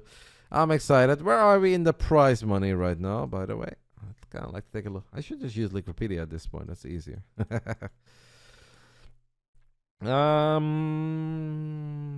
is the wrong link. And this is the right link. Okay, I'm just messing up. It doesn't matter. It's a promotion, Guitar King. They're running on all channels, not mine exclusively. And if they would have seen my channel, they'd be like, scrap that guy. Keeps on yapping about our rival game. They want none of that. It's just a big promotion. I guess budgets are great over at Tencent, League of Legends. So. Thank you to XB_64. I appreciate you. We're at 1.5k, the end of the year goal, guys. We've done it. I'll take a little break. After that, I'll be back. SKillous HeroMarine coming up. One more drink. Final Friday of the year. What a day. 10 hours and 11 minutes of yapping. And who says I lost? Not me.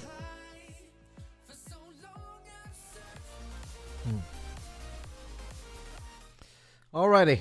Top 4. We are in the top 4 after 6 hours of gaming. Let's do it. Let's get it on. Round 1. Fight! Bottom right side of Whispers of Gold. I feel like I haven't seen a lot of Whispers of Gold today. Well, I actually think this is one of the best Neil maps. Maybe the best Neil map. I really like it. I always enjoy playing on it, but I'm surprised with how little I've seen it today. This is the main base of Team Liquid's SKillous. Top left side of Whispers of Gold, we are looking at the main base of our German Terran player representing Mouse Sports. It is HeroMarine.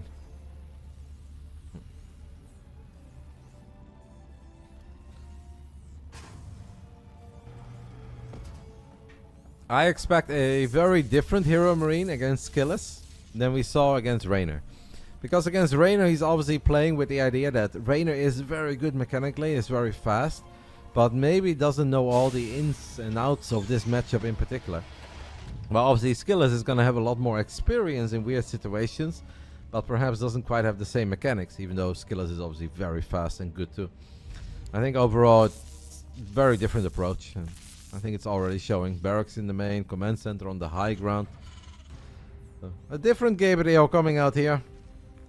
It is very cool to see Gabe play in this online tournament, because Gabe has definitely set out on a lot of online tournaments over the last few months.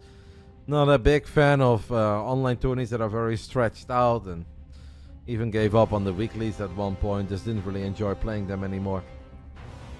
Don't see him often playing like the Korean weekly or the American weekly either. That are now global. They're basically all global. Well,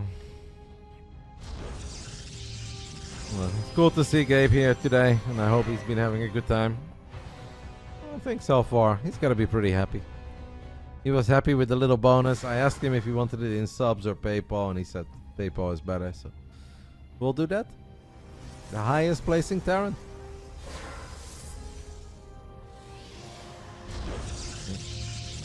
What are my stats with HeroMarine? Obviously not very good, mate. HeroMarine is mega good. And I'm not bad for an old man, but I'm not at the level of HeroMarine. So I basically always get slotted, but I did take a map once at Home Story Cup. Taking a map at an offline event against Gabe is somewhat solid, you know. We won an 8. It could be worse. Does Mixer get a bonus? He was fishing for it, eh? I mean, I think we can give Mixer a tiny bonus. Highest placing Zerk, 20 buckies. If that makes Mixer happy, I think we can do that.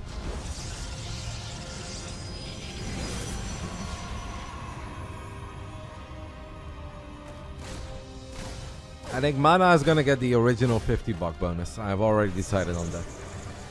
So whatever Mana wins tonight, he gets 50 bucks on top of that. SKillous is going for a full wall off here, and that's gonna make it very difficult for these 4 Hellions and 2 Reapers to find what they are looking for. SKillous cancels the gate and then rebuilds it. I like it. You obviously don't want to trap yourself in forever. Wow, is he playing mech? What? Sorry guys, I was focused on some Reapers and Hellions. We are supply blocked, by the way. He's playing mech.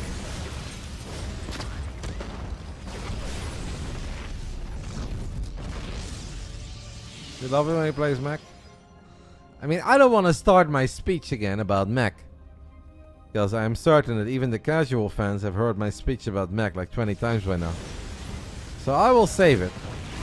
But I am curious to see how this plays out. Blink is done though on the side of SKillous. And SKillous in the end ends up dealing with all these Reapers and Hellions without too many issues.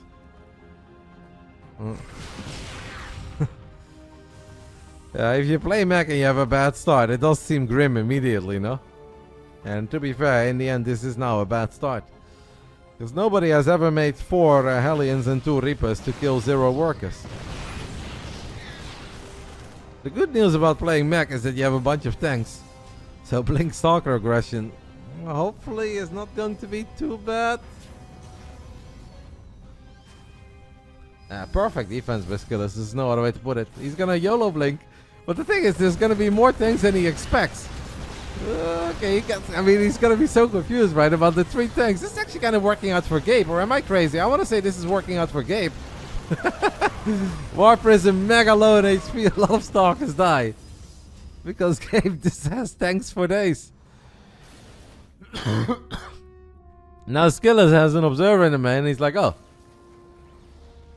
Awesome, Pi. Do you know how to edit Liquipedia? Oh my god, Pi, you're so impressive. I have been a member of this scene for 14 years, but I have never edited anything on Liquipedia. And that's just because I'm too afraid of breaking the entire website. So, Gabe is playing World of Tanks over here. And they have an official theme. The theme is #rollout. 7 tanks, 9 Marines. Gabe is about to end up with more tanks than Marines. Certainly a strategy, but... yeah, I don't know about this. This is not even just like, oh, we're gonna play mech and we're gonna chill. Like, no, this is mech and we're all inning with mass tanks. Alright. Yeah, I don't think it's gonna work, but... What's the zealot count? 8. But how many zealots on the other side of the natural? 3. And if Gabe wins this, it's another bonus. Triple tank, mass tank. Well, Zealot Charge is about to finish up. A whole bunch of gateways have just finished up on the side of SKillous. These tanks are going to have to be bigger than ever before. Getting the Immortal immediately would be pretty sick. But HeroMarine is about to get sandwiched. There is so many Zealots coming in from the top left. And that is GG immediately. SKillous takes the 1-0 lead. Turns out that World of Tanks is a different game. I mean, mech is already obviously a bit of a hot take in TVP. But there are some ways where I think you can play pretty gnarly mech. But Triple Factory, Mass Tank, and Roll to the other side of the map was not on my bingo card. For this reason in particular.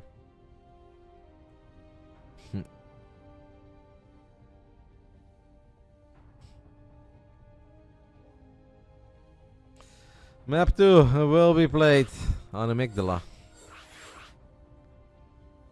I think he was too self-assured. I don't know. I don't know what that was. It was a bit random, a bit weird. I like seeing something different.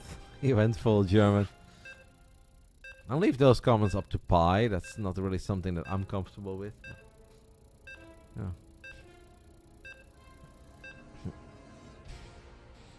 Alright. Let's see if game 2 goes better for the last remaining Terran in the tournament. Otherwise, our entire top 3 is Protoss. Confirmed. Best race. Do we end out on top in 2024, guys? Top 3 all Protoss. Bam, bam, bam. Round 2. Fight! Here we go. Bottom left side of Amygdala. We are looking at the main base of the man that is representing Team Liquid. He's up 1. It's SKillous.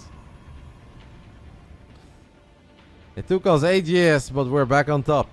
As we are 1 map away from an entire Protoss top 3. That's the nice thing about casting online tournaments for me, guys. I get to cast all the Protoss players. And the offline events, we cast a little less.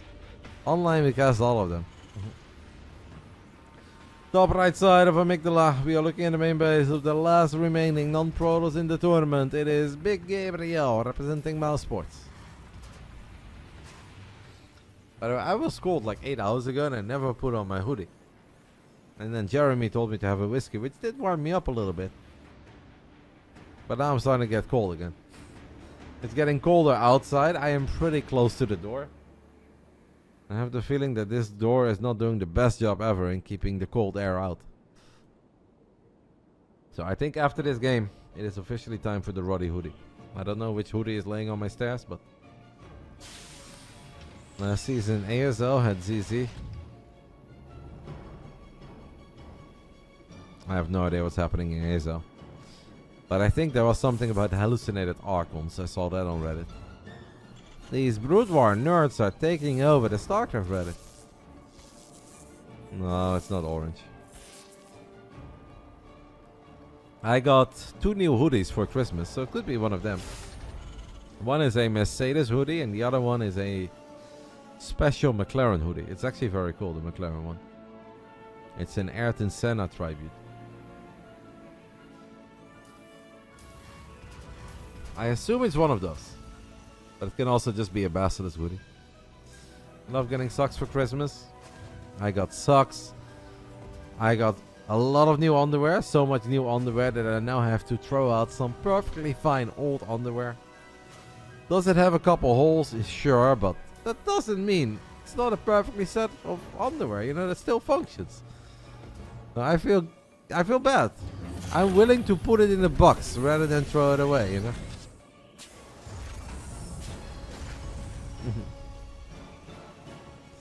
Benz and McLaren, any chance you wear Ferrari? The problem with the Ferrari fan gear, KJ, is that it's always so expensive. I like it, and I think red is a nice color. And I was actually in the store like for Christmas shopping for my dad and my brother. And I was close to looking at a few things, but the Ferrari stuff is just always so much more expensive than the other brands. And then I feel bad. Yeah. Usually 3 holes now. I just one, man. Bought myself a red Ferrari, yes, and a Lambo to go with it. But not for Fridays. On Friday I drive the Porsche 911. That goes without saying. I am a StarCraft streamer after all. But on some of the other days I do use the red Ferrari. The two aliens try to get in, and they at least kill the probe. So if the probe is down, that means that SKillous can't wall off. Gabe, again, by the way, guys, is building an extra factory. I have a Ferrari keychain that's 20 years old. Value, mate.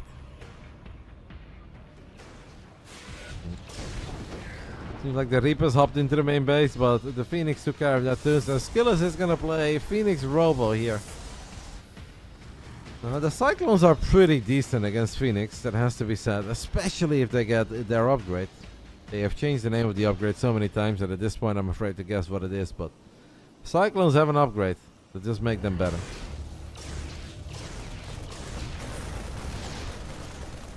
You once competed for a signed boxer jersey that's older than I am. Unfortunately, a 5XL Dutchman made air unit. Hater. Magnet, if it wasn't me winning that, somebody else would have won it. In Netherlands, on the race day, a Red Bull jersey was 600, mate. That's ridiculous, because normally they're pretty cheap. I have no idea where you were shopping or what you looked at, because those are not normal prices. I can guarantee you that. Scott Macfield Accelerator. That is what it was called in the past as well. I have spoken to SKillous about playing against Mac in the past. And in SKillous' mind, guys, Mac is easy clap. To quote one of my favorite new video gamers that I got in touch with this year, Villa. SKillous says Mac is easy clap. He can do whatever the hell he wants and he will still win. You can expand, you can donate, you can take bad fights. You can still win. I feel different, but I'm not as good as SKillous, so.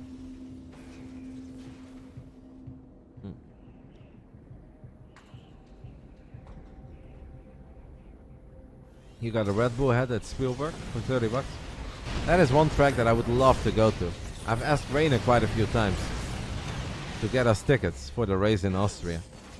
Because I think Austria is a really fun country to visit. I've always loved it. I speak the language a little bit. I like the schnitzels. I feel like that racetrack is so beautiful in the middle of the mountains. It'll be such a fun experience. I just need our Italian stallion to come through with some tickets one day. Maybe next season, guys. Maybe that's the season. I agree with that, Guitar King. I really hate ending. If I ever play Phoenix and I realize it's mech, I will not make Colossus. Like, I'm okay with a couple of Immortals. I'm absolutely okay with Disruptus. But I really hate Colossus against mech.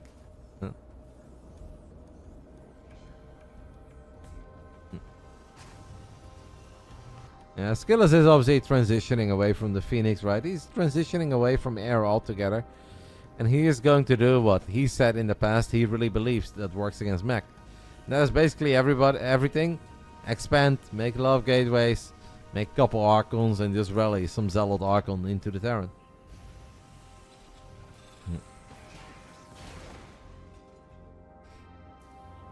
I think I could have done that without your help, Magnet. I also don't think that's a sentence I'll be saying a whole lot in general. Unless we get announced soon for EWC. Then I'll throw out all the Inshallahs and Alhamdulillahs. And honestly, I may pray to Mecca a couple times. Because I'd just be very happy for our entire scene. Fingers crossed, guys. Still a couple games that are not announced. It's possible. Now that's the moment to use an Inshallah.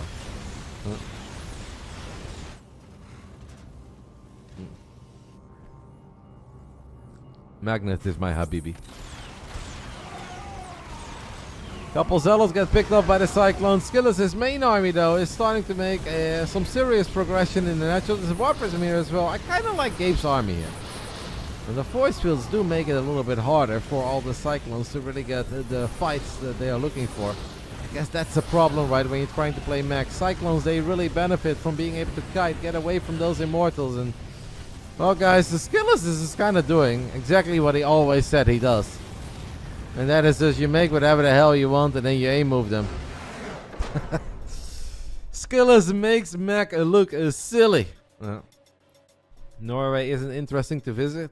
I don't think they have an F1 race in Norway, mate.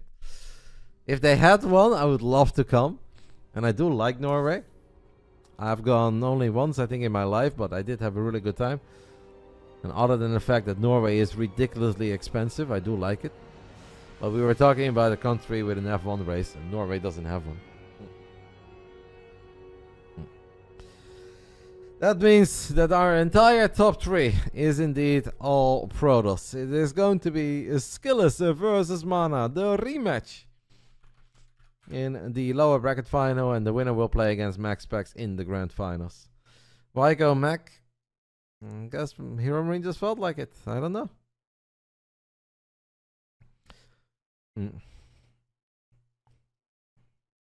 I don't think either of those statements is accurate, Mandanafly. I don't think Katowice is 0. It's very unlikely, but it's not 0 yet. No. 0 is incorrect, and a very low probability is also incorrect. SKillous wins the underdog, guys. Lower bracket final. Mana, Paul HP, the man who gets the 50 original bonus buckies provided by me. GSO, I think, is very unlikely. Like, if you guys ask me what's the least likely of the 3, Katowice, EWC, or GSL, to me it's GSL, but that has been the case for a very long time. SKillous, Dutch, RUP. That's just because GSL is very expensive to run. Way more expensive than what people think it is. And StarCraft is just not that popular in Korea. Like, that's just the way it is, and it has not been for a long time. And that obviously is sad because StarCraft has such a rich history in Korea, and Brood War is still a thing in Korea, and it's still a thing that people care about. But StarCraft 2 just does not do very well in South Korea, and it has not done for many, many, many years at this point. So I think it is unlikely there will be more GSL. But don't quote me on this, because I'm not saying that it won't happen. I'm just saying that's my opinion. That's my guess. But I want to be wrong. I want there to be GSL. I want you guys to have fun watching it. I want players to have a GSL to go to. I really want there to be a GSL. But I think out of all the things, that's the least likely thing to happen. I'll take a very tiny break, guys. And after that, I'll be back with the PvP lower bracket final. We are getting closer towards the end. Lower bracket final into a grand final. A best of 3 into a best of 5. To determine who is going to be the grand champion of the BASILISK Big Brain Bouts end of the year special. Take a tiny break and I'll be right back. 10 minutes, mates, for silly comments. Does anyone in the Netherlands watch hockey? I assume soccer is the biggest. Soccer is by far and away the biggest sport in the Netherlands. Like, it's not even close. It is actually very sad, Maples, but I think field hockey is indeed bigger than ice hockey in the Netherlands. We are very good in field hockey because we are one of the only 3 nations on the planet that cares. Well, actually one of the only 4. I think it is India, Netherlands, Germany, and Belgium. I think we are the only 4 countries on the planet that play field hockey. So we're very proud of the fact that we're good at it. And ice hockey is another thing. Or maybe it's Pakistan who's good. I don't know. One of those 2 is good. I know Australia and the UK are up there, but they're not that big. Anyway, I'll take a very tiny break, guys. Then I'll be back. We can talk about everything. And we can talk about PvP lower bracket finals coming up.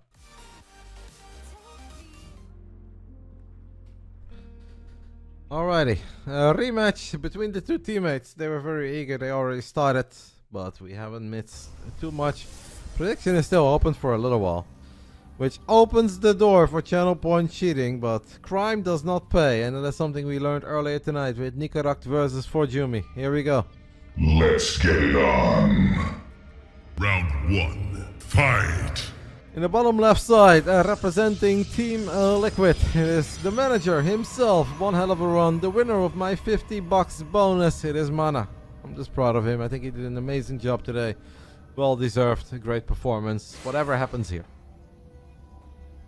Top right side of ley lines, we are looking at the main base with a man that is also representing Team Liquid, but he's not a manager. He is just a video gamer. It is the one and only SKillous representing Team Liquid. Yeah, I put on the hoodie because it really was getting cold. That's why I'm a little bit late. Am I a George Russell fan? No, not really. Maybe Antonelli. Maybe Antonelli. We'll see next year. Or maybe Max in the future. Max 2026. Everything is possible, right? Adepts versus Stalker Adepts.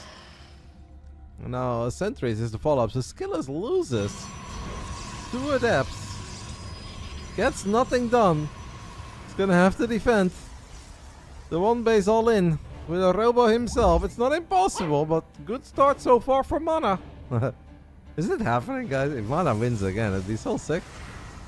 Here we go. Mana, I think, is just going to force the fight immediately. There are force fields available, and force fields will buy some time, and he loses the Stalker. That is big news.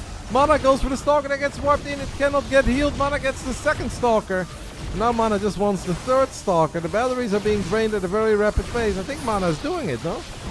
I feel like with a start like this, Mana's got to be doing this. If Mana does not mess up with the micro, and Mana hasn't messed up a lot today with the micro, but there is one Immortal coming out for SKillous. That is obviously big. The Sentry, the Immortal, the micro on Mana's side is so good, but he loses the Immortal in the end.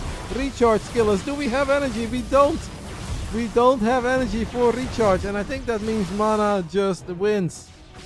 Oh. Clutch. Decisive. Clinical. Oh, he loses the War Prism. Uh-oh. Losing the War Prism is always dangerous. Now the Immortal comes out before the Robo and the gateways get unpowered. Mana. Oh, no, not again. Don't tell me Mana's throwing another PvP. I still think it's looking pretty good for him, but losing the Prism and then going for the Pylon, but the Immortal coming out is painful. SKillous has the batteries. He's gonna try to save that Stalker. Oh, Mana's not there yet. Not like this indeed, Mana. Not again. Mana has a second Immortal a whole lot quicker, but that Immortal has to walk all the way from this spot to this area. Now 2 Adepts have made it deep into the main base. They start killing some workers. Lower bracket final. Just the best of 3, guys. 5 workers is good. Mana will just not let us have an easy game. Activates the barrier, is gonna commit on this Immortal. Shield battery is very low on energy. Second Immortal shows up for SKillous. Always weird fights. Energy recharge gets used. Force field, 1 Immortal for 1 Immortal so far. 1 Immortal for the second Immortal. SKillous. Can SKillous kill that Immortal quickly? Well, somewhat. It's close. Mana has 1 more Immortal soon showing up. He's got the army supply lead. I still think it's Mana. I still think it's Mana. I think he made it a little closer than it had to be, but I want to say I still believe it is Mana. As Mana now gets the pile and denies that warp in, he's gonna get these probes. It is still Mana. It is still Mana. And 1-0 for the old man. What a performance today, guys. What a performance. Happy holidays, Roddy and chat. What a treat. I went to bed, and Roddy is still casting SC2.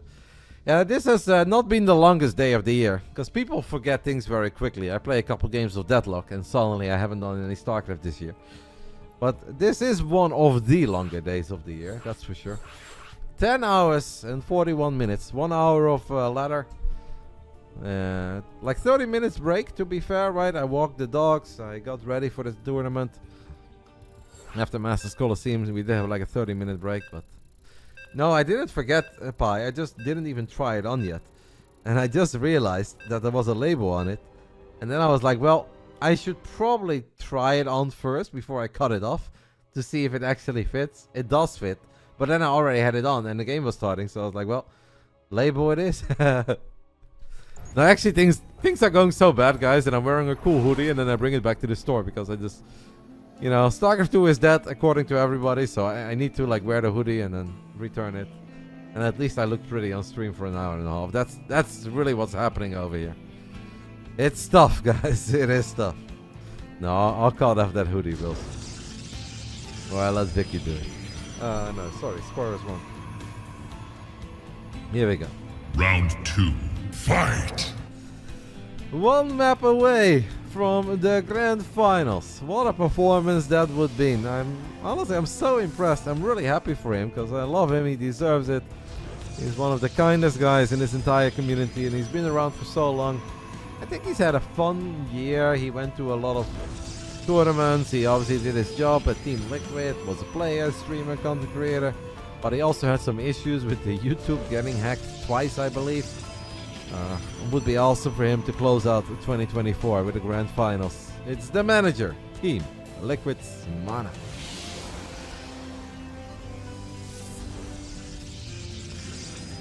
I remember one long ass stream, the European qualies into the NA qualies into Trigger Australia got the distance. Roddy was half asleep. It vaguely rings a bell, mate, but I've had a couple. Obviously, like 10 plus hours of StarCraft is not standard. It's not something I do every day. So it's one of the longest streams of the year, but it's definitely not the longest. We've done a couple 13, 14 hour days. I'm sure of that.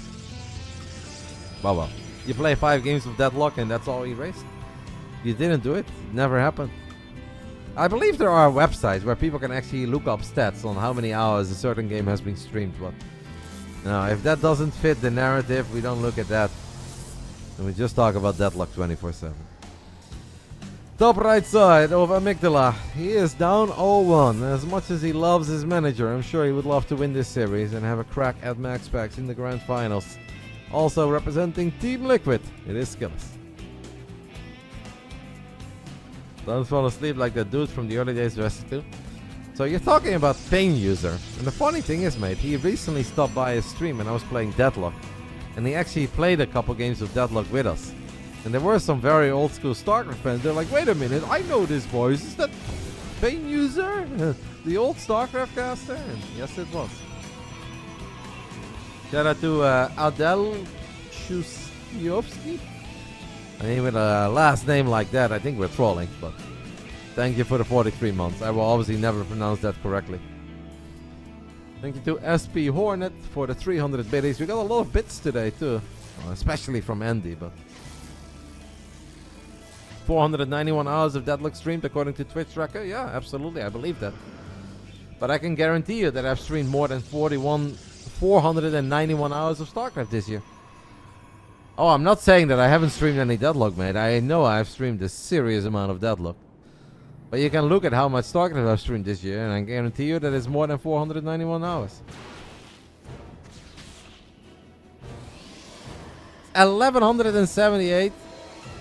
Jesus. And I'm still getting guilt tripped over here. What the fuck? Mate, that's a lot. That is a lot.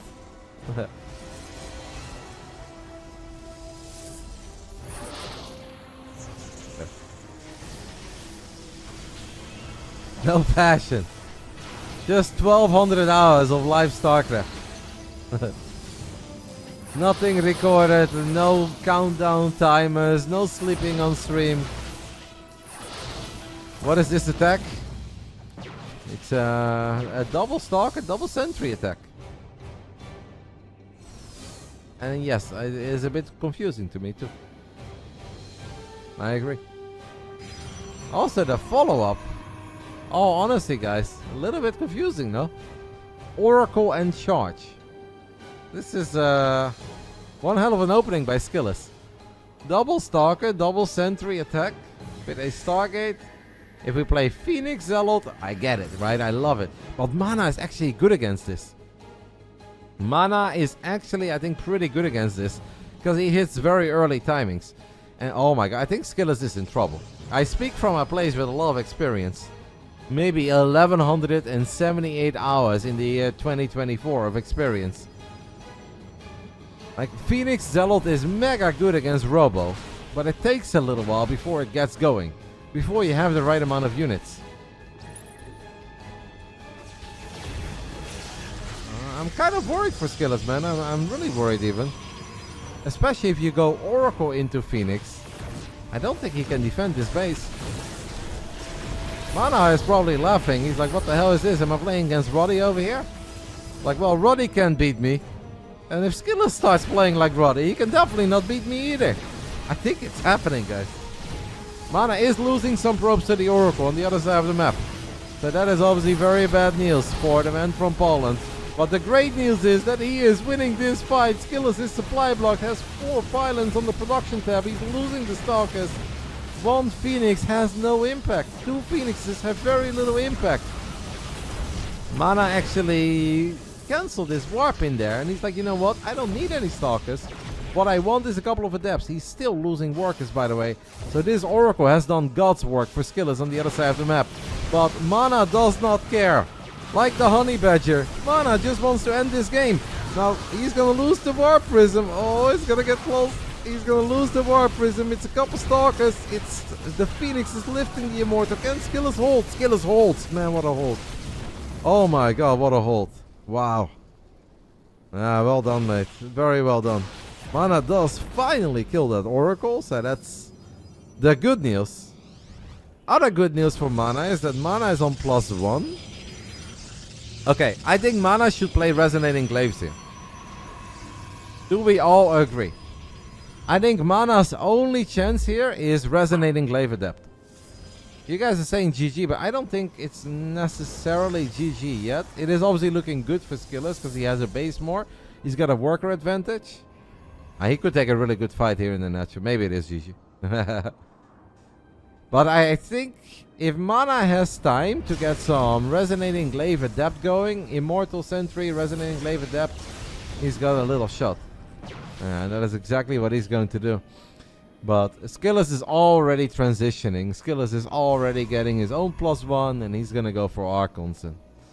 And with Archons, I think SKillous has it. Oh.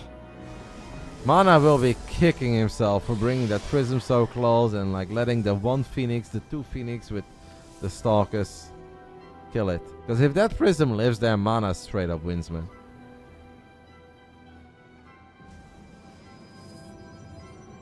Yeah, now I think SKillous is too far. That Oracle obviously did God's work. So many workers went down on the side of Mana. Mana lost 17 probes. And the vast majority of those 17 probes went down to that Oracle. What happened to HeroMarine? HeroMarine played World of Tanks against SKillous and it did not go well. Thank you to the Microman for the 29 months. Yeah. I love the Glaive Adept call, but I think the Archon is here to make the difference. Even though there's only 1 Archon. Archon definitely needs to break the force fields. Archon will break the force field. Phoenixes kill the War Prism and SKillous with Phoenix Zealot, baby. Phoenix Zealot gets the job done. And he ties things up in the lower bracket final. GG. Oh, well done. Oh, Mana, so close, man. Mana's had the ultimate heartbreak today because he was so close to MaxPax too. And those games didn't go his way. The Mana PvPs have been damn exciting. Can't say anything else. Winner of this series guarantees himself $200 in prize money. And obviously a shot at winning the final edition of a Big Brain Bouts. A very different Big Brain Bouts. An open. A special. I feel like SKillous on paper has a better shot against MaxPax, but Mana actually played mega good in the upper bracket final against MaxPax. It makes me believe that he absolutely has a shot. And on top of that, I just love it when Mana, on his all day, is playing so well. That I don't know. I guess it doesn't matter who wins, right? We'll always have a fun finals. After 6 hours and 38 minutes of video gaming, we'll always have a fun finals. All tied up, final round. Final round. Fight! Batches believes in the old man, and he has played one hell of a tournament so far. A guaranteed $50 bonus coming out of my pocket, not from Basilisk, but I just think he deserves it. He has had such a good run, and he's given us such good games. It is Team Liquid's Mana. Top left side of Whispers of Gold. We are looking at the main base of his teammate. One of the guys that he manages, a youngster. A solid 8-9 years younger than his opponent. Representing Team Liquid. playing from the Netherlands. It is SKillous. SKillous has been in the Netherlands now for 3.5 years, I believe. Obviously lived together with... Well, first I think he lived alone, then he lived above the Team Liquid office. Then he lived together with Reynor for quite some time. But Reynor left the Netherlands and SKillous has moved to a different place now. I believe he lives alone. But he's still happy in the Netherlands, and that's all that matters.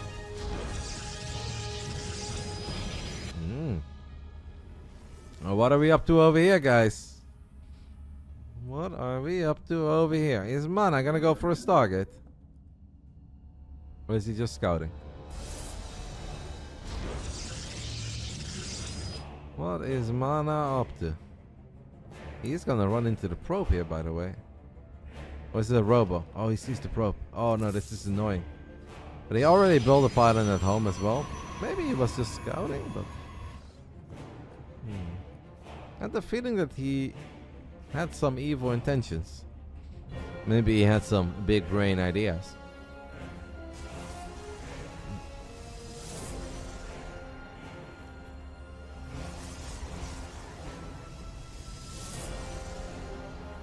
Real smooth. That's why they got me, Pi. That's why they got me.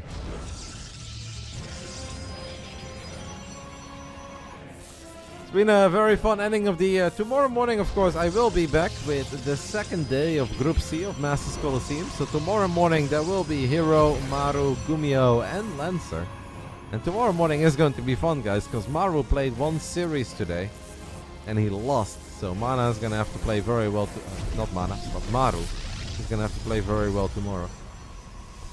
Basically needs to beat Hero and Gumio. Small chance for Maru that he can advance by only winning one of the two series, but we will see. How many PvPs are left? Best worst case scenario? Well, I mean, this is one game, and then worst case scenario there are 8 more games after this. If the best of 5 would go 3-2 to the lower bracket player, and then the final series goes 2-1, there are 8. And I guess if you really hate PvP, best case scenario, there's just 3 games. So it's 3 or 8. SKillous poking with the Stalkers as he has opted to go for that Stargate. Oracle's in production. Twilight Council on the way. By the way, is there NFL today? Vicky is in the grand finals of the Roddy Discord NFL Fantasy League. And we did have a little pool, like a little $10 or $20 buy-in, whatever it was. I think it was $10 for fun. I want to know if Vicky is winning. No more? I just realized.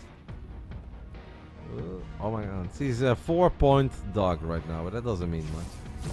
4 points is nothing. Oh, the shield battery, by the way, of Mana was up, so the probes could not go back. This is actually very painful. Mana ends up losing 7 workers. Oh. Mana's running to the other side of the map. It seems like he just wants to get some value out of that War Prism. Well, Mana's going to be very aggressive. He's got a tiny army supply lead. This could be a very short game. How did Maru lose to Lancer? Lancer played really good. No, careful, Mana, what are we doing? Okay, he's gonna drop force field, but it's very weird. So far it works. It is weird, but it works. It's mass sentry. Mass sentry drops a force field. It's gonna kill a Stalker, saves the sentry. Mana is gonna need impeccable War Prism Micro. I think he lost 1 sentry there. He has killed a bunch of workers, killed a Stalker, killed a Adept, and he's gonna try to force field. SKillous out once more. It's Wings of Liberty tactics by the old dog. No recall available. Only 46 energy right now, guys. 46 energy. SKillous is gonna end up losing even more workers, but maybe we'll kill some workers with the Oracle on the other side of the map. The blink is not done yet. Can the Sentry, Stalker, War Prism, Wings of Liberty tactics get the job done here for Mana? Is it happening? The old dog. No, not the War Prism again, but maybe it doesn't matter this time. SKillous is down to 7 workers. Blink is still not done. I think Mana's done it. I think Mana has done it. The manager of Team Liquid is gonna go to the grand finals of the BASILISK Big Brain Bouts end of the year special open. Unless he loses a 21 worker advantage, but he will not. It's Mana. Holy fuck, what a guy. The Wings of Liberty, War Prism, Force Field Tactics get the job done. Amazing. What a run. What a run. And what a roll this man is on. Wow. Sick. Yeah, very, very impressive. I sent you a chat between you and Mana from earlier. On Discord, I guess, mate?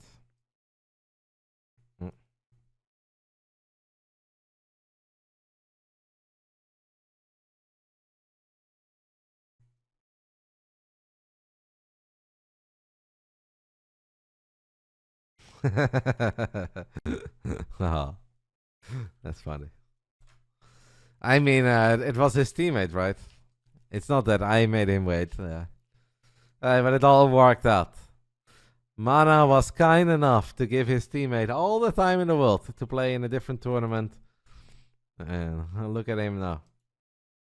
Wins the lower bracket final. Guarantees himself 250 bucks tonight. 200 from Basilisk, 50 from me.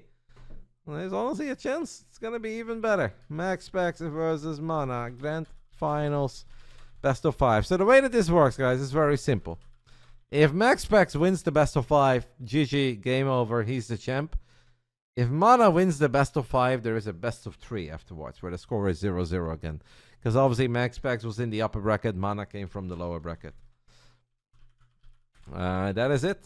I think 10 minutes should be enough, because I think that the boys will be ready to game rather quickly.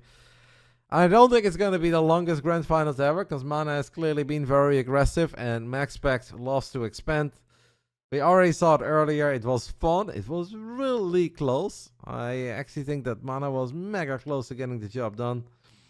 It's really cool, man. I'm so happy for Mana. I did not think that he was going to make top 2. Obviously, I could see like top 8, maybe top 6, a good run, but top 2 is a mega on the side of Mana. I'll take a very tiny break. My last one of the day.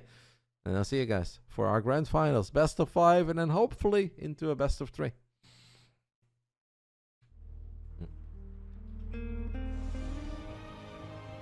Oh my god. What is happening? Oh my god. Guys? What is happening? We are in grand finals. Game number 1. Well, he's not quite cannon rushing. It is Walt in the bottom left side, but nothing in his main. It is the man from Team Liquid who's having the run of his life. It is Team Liquid's Mana. And Mana has built an entire Coconut Games city in the natural of MaxPax, who is now gonna scout all around his low ground to figure out what on earth is happening. In the top right side, guys, it is the Prince of Denmark, the one and only MaxPax. I have to flip the names. This is unbelievable. The probe snuck in and has built not 1, not 2, but 3 gateways. And he hasn't known it yet. Is he recording a YouTube video? He's gonna go for the pylon. And MaxPax is gonna be like, WTF? And the Zealot is out of position. Oh my god, is this working? Is this working? I can't believe it. I was cutting off the tech because the tech was bothering me. The gateway is unpowered.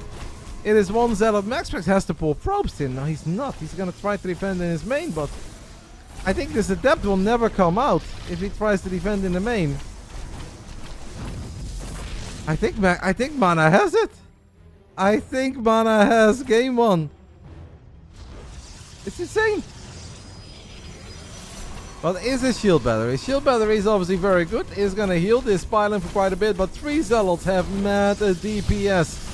It is probes, it's a Zealot. The Zealot on the side of MaxPax is still in there.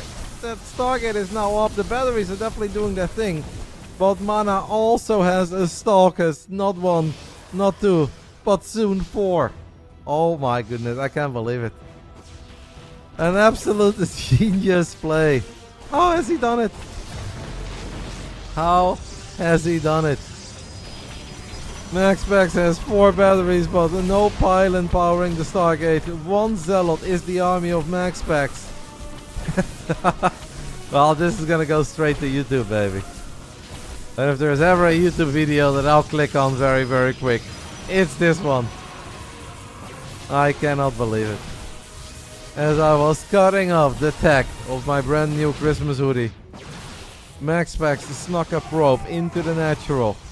Excuse me, Mana snuck a probe into the natural of MaxPax. Let's take another look at the very beginning of this game. Just to make sure that you guys know exactly how we got here. This is insane. So Mana grabs one of his very first workers, immediately sends it to the other side of the map. MaxPax is setting up camera hotkeys. Builds his pylon. Mines minerals. Goes back. And this probe avoids the pylon. The pylon does not have vision of the core. Oh, that's the timing. The timing is beautiful. What a guy. Oh my. Mana is on fire. Unbelievable. 1-0 lead for Mana. But it is a best of 5. And even if he wins the best of 5, he needs to win the best of 3 as well. But that is unbelievable. I love it. D-Brain is asking what is happening with my voice. Well, I've been live for 11 hours and 6 minutes. And I have covered. I was going to keep track, but I haven't quite kept track of it. But I would approximately say, I think I've casted like 45 games of StarCraft today. And that's a lot of yapping, that's a lot of talking. And eventually you're going to hear that. So tomorrow is probably going to be a good old day of, I have to do Masters Colosseum. But as soon as Masters Colosseum is over, I'm going to shut the F up for the rest of the day and let my voice recover. I can talk for a long time, but obviously 40 plus games of StarCraft in a day, yeah, that's something you're gonna feel. I mean, Husky literally retired because he made one YouTube video every 2 weeks and he said it was bad for his voice. I did 45 games in a day. So, you know, I'm gonna sound a little different at the end of a day like this. That's just kind of the way that it works, man. You're such a cool unit. The coolest unit in the game, if you ask me. Round 2. Fight! But I'm still gonna do my best, even if I sound a bit different at the end of a very long day. Bottom left side, he is down 0-1. Absolutely megalomania, I know that. That was a lot more shouting there. I only shout when I'm actually excited, but still. I think we can all agree that 11 hours is a long time. In the bottom left side, guys, representing Storm Gaming, it's the Prince of Denmark. He's down 0-1. It's MaxPax. Probably still the favorite for this grand finals. But he's down 0-1 against the man who has made him sweat more than once today. And has taken the 1-0 lead with an absolutely brilliant strategy in game 1. Representing Team Liquid, the manager, it is Mana. I'm just smiling, and at this point my cheeks are gonna hurt because I'm smiling so much. If Mana wins this, I don't want to say it's the highlight of 2024, but how fucking cool would it be if Mana wins this tournament? I'd be so happy for him. We'll double that bonus. $50 becomes $100. Write it down, Pi. What a man. What a gamer.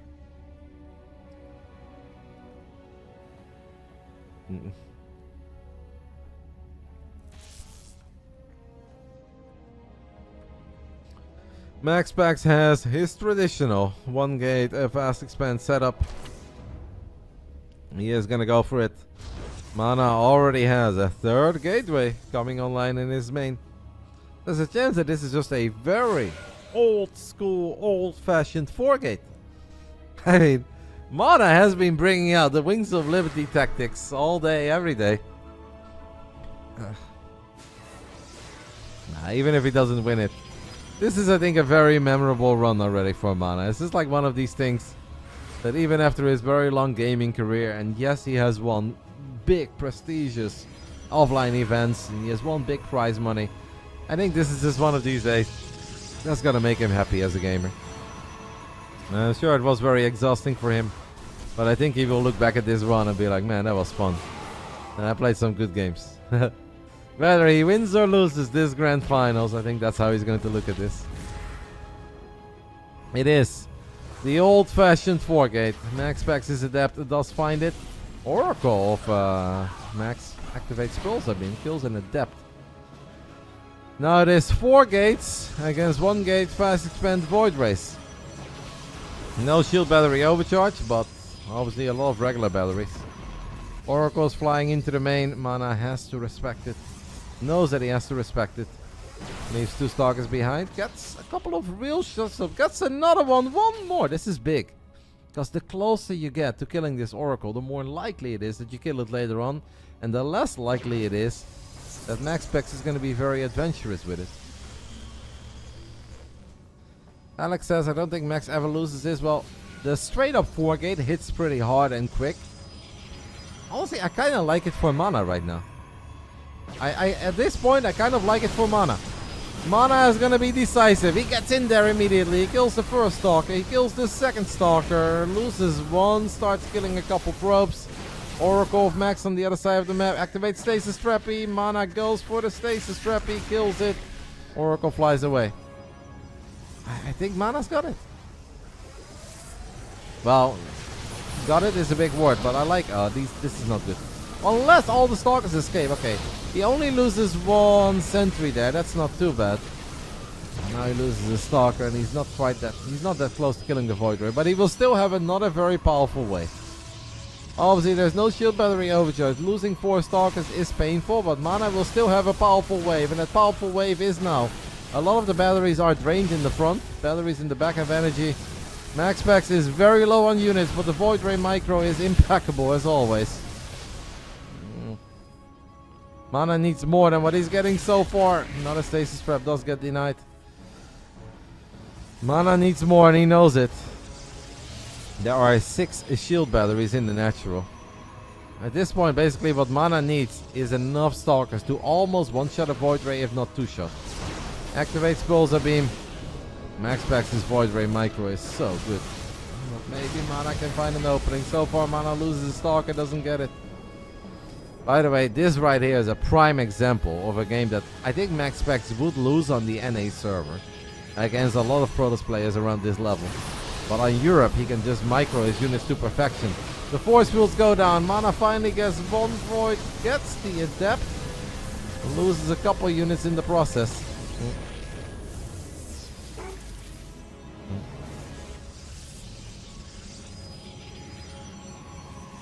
Another sentry gets warped in. MaxPax can indeed... Did he just kill his own unit there, guys? Did Mana just fire at one of his own units?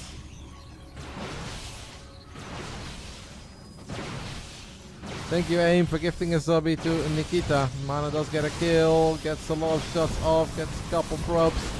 But he needs the big... Oh, he misshot. He shot at the Nexus. I mean, we already had 1 Nexus surviving on 1 HP earlier today. It's gonna be hard to kill this Nexus when there are this many freaking shield batteries. The Void Ray count is 4, the Stalker count is 12. Mana is just trying to get as many shots off as possible. The force fields obviously really mess up his micro. MaxPax is enjoying a 10 worker lead. Big Stasis Trap apparently went down in the main. Mana brought over the Stalkers. Big Stasis Trappy in the main. The probes are not mining on the side of the man from Team Liquid. They're taking that 1-0 lead. MaxPax is starting to look very good here, but it's obviously still scary. Activates Prismatic Alignment on all 4 Void Rays, but it's the correct call, because look at how many units he quickly killed there. Wow, and he even trapped the Adepts. What? Okay, they're not quite trapped. For a second there, I thought they were trapped on both sides, but still. Another sick hold. MaxPax does. MaxPax thinks. A game that I legitimately believe that MaxPax could end up losing on the NA server, because he can get way less value out of the Void Rays. It's way harder to move them back and forth. But on Europe, his micro is so good. So freaking good. I know, Pogo. I think in the past, I've said that that Void Rays can be very silly units with little micro potential. MaxPax has definitely proved that statement incorrect. It turns out that you can get crazy micro potential out of Void Rays. If your name is MaxPax and you do this 3000 PvPs in a row, you can get really good at it. It was indeed so good. I kind of liked how it was going for Mana. Probably more than that, Nikita, yeah. 3000 low balling, you know, I'm trying to play it safe, but MaxPax is a grinder. All tied up in the grand finals. It's been such a fun day. Fun day with a lot of excitement over StarCraft. I'm obviously very happy about all the love and support that you guys gave me.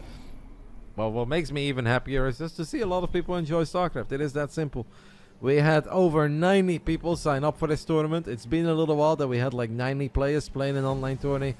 A lot of people participating in the chat throughout the day. It's been incredibly fun. So I'm already very happy. But obviously at this point, I want more. Round 3. Fight. Here we go. On Talisman. This is the map, guys. With the little worker path. Workers can go over these minerals. They can just get in. Top right side of Talisman. We're looking at the main base of Storm Gaming's very own MaxPax.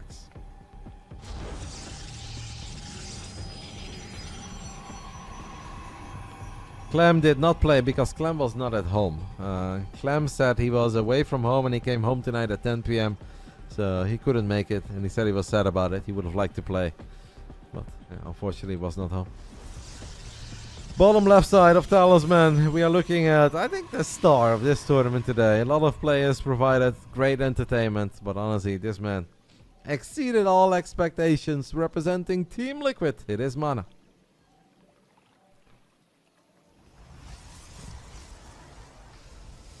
Phoenix Zealot, very good against Robo, eh, Nikita? I've had plebs fight me over that, but... Roddy, when you're facing MaxPax, you know he will go Stargate into one Oracle. What do you do? So, it obviously is different what I would do compared to what other Protoss players would do. Because I know that a little lead is not good enough for me. If I get a little lead, he will still beat me because he's way better than me. Which doesn't really apply to top tier pros. So my only way of beating MaxPax with the current skills that I have and the skills that he has is by making it look like I'm doing A, but do a completely different thing. So will it work? Probably not, because if it would work, he would lose a whole lot more. But my only chance would be that I make it seem like I'm all inning and hope that he builds a Robo and then I play Phoenix and I can play Phoenix against Robo. But it's obviously very unlikely that there's anything that I can do right now to beat MaxPax. Because if there is anything that I could do to beat him, pros would do it. It is just not that simple. Mana is opening up with the 3 gateways over here. Make it 4. It's a straight up 4 gate. Again, similar to game 2. But this map, guys, is a map with a ramp leading into the natural. But Mana believes in it. Mana says, I'm gonna play it different, I'm gonna play it decisive, I'm gonna be mega aggressive, and I'm gonna try to make it count. And the fact that MaxPax went Oracle here before Void Ray might be a good thing. That's a lot of damage already on the Stalker though. I don't like that for Mana. Because I kind of feel that his Stalker is stuck, and his Stalker will he's gonna recover. I think he still loses it, no? Oh my god, he does still lose it. That's sad. So the idea is kind of cute there, where he pulls units away and he recalls 2 Stalkers to then deal with the Oracle, but he loses one of the Stalkers. That's very painful. The Neo batteries are so tanky. They're so tanky. Mana loses another Stalker. He does get the battery, guys, but I am not a believer in this one. Now obviously we only have 1 Stalker at home, because the other one that got recalled did not make it in time. The Stalker count is pretty healthy. Now the single shield battery is up. Can you go for the pylon? Can you go for the pylon? Oh, he goes for the Void Ray. Gets the Stalker. I mean, to be honest, MaxPax very low on units right now. 1 Void, 1 Oracle. That's a lot of Stalkers in the main. They're deep in the main. Energy recharge got used on the sentry there. MaxPax completely evacuates the main base. Mana is starting to really turn this into something. He could maybe get the pylons in the main. That's actually kind of good too, right? That might supply block in MaxPax eventually. But Mana is now DJ Khaled, suffering from success. He has killed so many probes that MaxPax is not quite supply block. Interesting. Walks down the ramp, but he gets force fielded. I don't think that was the play. He does have stalkers, maybe helping. I don't like walking down the ramp. I don't like walking down the ramp. Like this was maybe one of these unique scenarios. Oh, the stasis trap goes up as well against a single stalker. Can he get the kill? No, he doesn't get the kill. Like, I actually think this was a moment where he can just kill the main with all those units, and he's kind of fine, right? Oh. Now all of his probes are stuck. With no income. He builds a robo, interesting. But I think, does he have recall? Is recall done yet? Yeah, we have to recall, no? Up 3 workers. Might be able to kill the Oracle here. Does not kill the Oracle.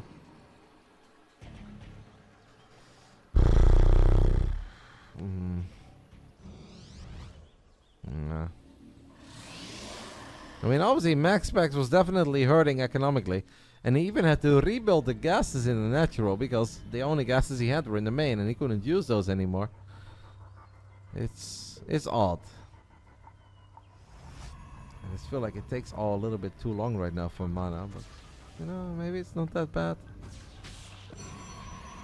Might be able to make some Warp Prism Micro happen over here. Get everything into the main base. MaxPax moving out is a little bit crazy to me. MaxPax feels that moving out is the play, and to be fair, a lot of units are not here for Mana, so this might be a brilliant play. Oh my god, MaxPax is a genius. But there are still 4 Stalkers and 2 Sentries, but now everything is on power, but there is still 1 more probe. That was a wild move. No, I think Stasis, that was the play. I think initially, Mana will look back at this as well and be like, man, walking down this ramp was a mistake. Just kill the 2 pylons, kill the main base, recall out. You can build your own Stargate. You can build a Twilight Council. You can expand. I definitely think that was the play, but hey, that's in the past. He hasn't made that play. He went down the ramp, lost 3 units. And here we are. This is a lot of sentries, by the way. Sentries do good damage. Sentries are tanky, but yeah, 4 Voider is also good. And MaxPax obviously was not born last night. Already has a shield battery in the main. A probe on patrol. No, Mana, please. Not again. Not again. Ay, caramba. Well, that doesn't help. Mana is going to start working on the Stargate. I think there is a shield battery in range. Maybe multiple shield batteries. Don't really believe in this, guys. I want to believe. Oh, Mana. It looked bad. Then it looked great. And then unfortunately, it kind of backfired. Guardian Shield is definitely nice. And the Sentry DPS is legit kind of solid. And I think Mana is going to be able to get that Stargate, but at the cost of taking a lot of damage on all these units. Does finally get it. Oh, okay, drops a couple force fields, gets a few of the Sentry, saves his own Sentry. And now MaxPax is going to start building Immortals. Is of course still 2 bases for Max, only 1 base for Mana. There's only 1 Sentry and not enough energy right now to keep all these units out. So Mana is just kind of walking up the ramp. The Void Ray is honestly kind of low on HP. Mana? Guys, why does Mana always make me a believer? Only 1 pylon powering the Robo, guys. Is there a will? Is there a will? He kills the Robo. Stargate dead. A Robo dead. Mana warps in more units. He's in the natural of MaxPax. Kills the pylon. He's gonna kill the Cybercore. It's a bunch of shield batteries, but that is it. MaxPax again has lost 13 probes. Void Rays have prismatic alignment, and I think Mana is just going to wait until prismatic alignment runs out. MaxPax has a whole bunch of gateways finishing up. That is a big moment. I think Mana needs to fight before the warp-ins are ready. And that Cybercore is still alive. So MaxPax warps in his own sentries. It's gonna be so hard. Oh, I'm so worried about that War Prism. Please don't lose that War Prism, man. These games have been nuts today. These games have been absolutely crazy. 67 supply against 67 supply. Is it Mana or MaxPax? Mana loses a Stalker, almost loses a second. I've seen this movie before, and a whole bunch of dramatic shit happens, and in the end, MaxPax wins. And that is the original. But maybe this version is different. Now I'm starting to believe that MaxPax has it again. I really believe that for Mana for a split second. It looked damn good. And he's gonna kill the Cybercore now, but yeah, that's obviously a little bit late. And MaxPax has so many sentries. Does end up losing a lot of probes. Mana has something in the main base. What is it? Slow Zealots? How the hell did they get up there? Lord knows how they got up there, but they did. But he loses all his units. It's so painful. Now he hits us with the recall. And now the Void Ray skill everything.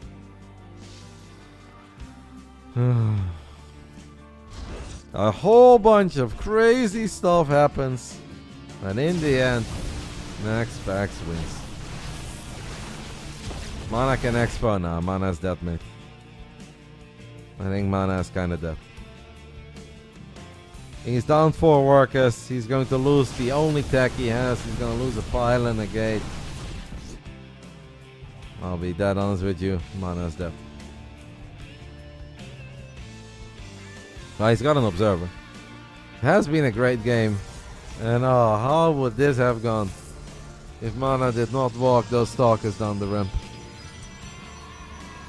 MaxPax is ridiculous. In this 12-minute game, guys, MaxPax lost 41 probes. As the fast expender, he has lost 41 probes. And he's still going to win.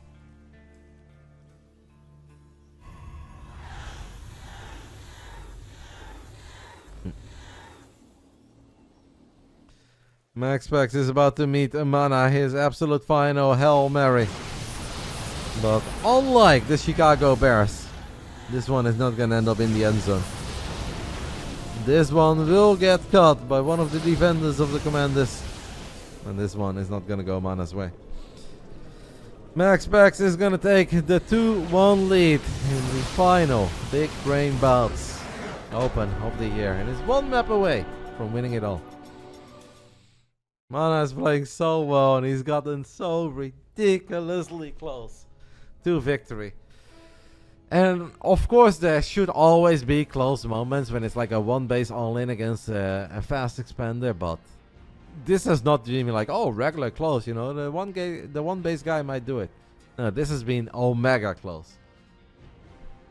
Right at the finish line. Why didn't Mana expand? Towards the end, it was completely pointless. It was dead. And before that, he felt that he didn't do enough. There was one scenario, one moment where Mana could have expanded. And that is where Mana was in the main base. MaxPax basically gave up on the main. He said, have it, it's yours. I can't do anything about it. But Mana walked down the ramp. The moment that Mana walked down the ramp, lost 3 stalkers. He couldn't kill the main anymore. At that point, you cannot expand because you're too far behind. But if he kills the main, recalls all the units, builds the Twilight, and then expands, that is absolutely the play. I do agree with that. But that's the only moment where I think he could have expanded. Outside of that, there was no moment to expand. Unless he would have done it in the very beginning when MaxPax did it. But what happens then is that you end up playing Stargate against Stargate. And then it's Phoenix against Phoenix. And MaxPax is ridiculously good in Phoenix against Phoenix. So what you can do then is you will go double gate Twilight, he goes Stargate, but then you're playing Blink versus Oracle Blink and you're also behind. And that's why a lot of people one base all in MaxPax. Round 4. Fight! One map away from being victorious and being crowned the Big Brain Bouts, the BASILISK End of the Year Open Special Champion, the Prince of Denmark. When he signed up, he got rewarded seat number 1. Because Spy said, if that Liquid Club guy ain't here, this is my number 1. And he's living up to that hype. Representing Psystorm, it is MaxPax.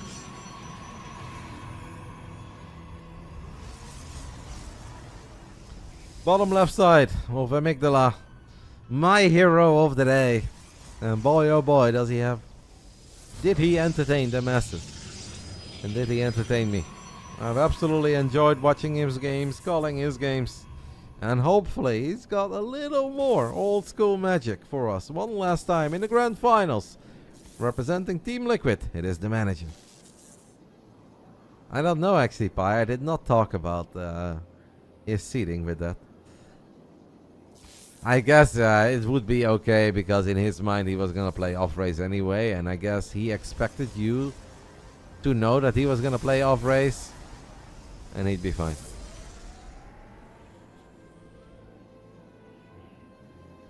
An IA? Like an IPA? Is MaxPax a beer? No, I don't think he's a beer. Wow, Mana just got first blood. Last time I checked, guys, MaxPax is not an IPA. He's more of a lager guy, I believe. Losing the probe, by the way, is like one of these little things that's actually a big deal. Because MaxPax works with limited vision. Because he goes for a 1 gate fast expand. And every unit he has out on the map is incredibly important to him. So losing it this early means that he lost vision of the main for a bit. And now there are certain things that he can normally exclude from his options that he doesn't have to worry about as expander, that he now still needs to worry about. MaxPax is an alcoholic. He does not strike me as one though.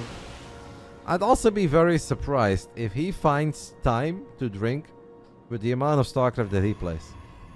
And I know that some of the pros said that MaxPax slowed down a little and he plays a tiny bit less than he once upon a time did, but that kid still plays a lot.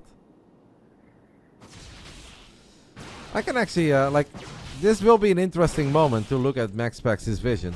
MaxPax opens up Oracle. He used energy recharge on the Oracle to give it a crazy amount of energy. He can't quite win that fight.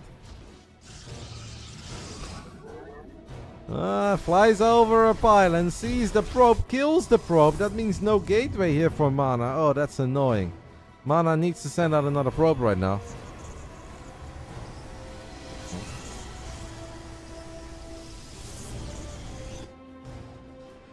Mana is cornering the Oracle.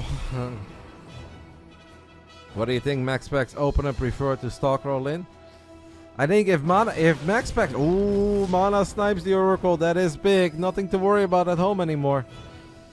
If MaxPax would have known this is Blink Stalkers, I think he drops a Robo, like ASAP. One Void Ray into Robo.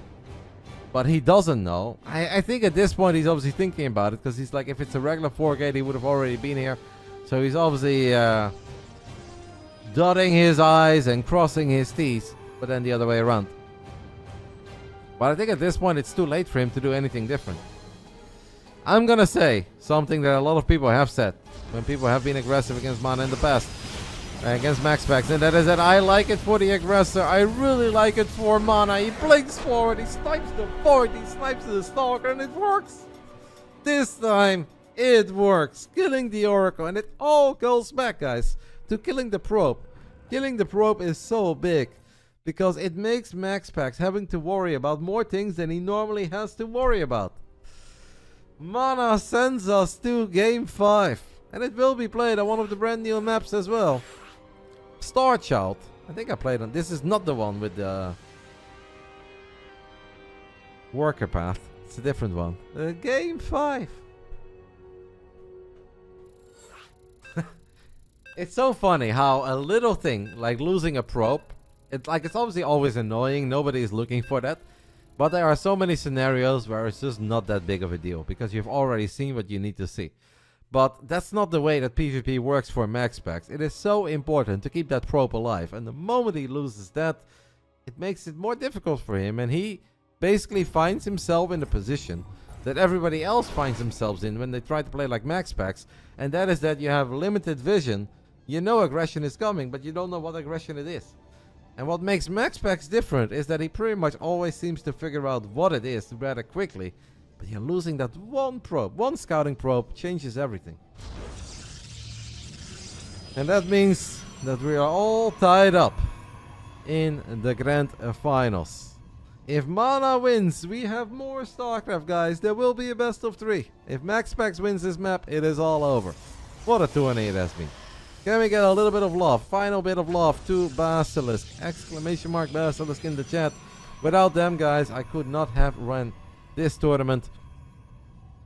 They put up the prize money. We gave out some bonuses because people have been sweet to me. And if people are sweet to me, I like to be sweet to others. So we'll give out some bonuses. Mana got a bonus. We'll give out a few more. We'll settle it. First, the final round. Final round. Fight! Top right side, guys. One map away from crowning himself the champ. He's still the favorite. He's always the favorite. Representing Storm Gaming. It is MaxPax.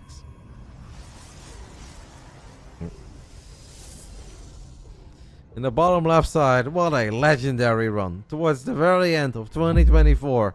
Not only did he go all the way to the grand finals, but he's making it an epic one. And it could have already been his.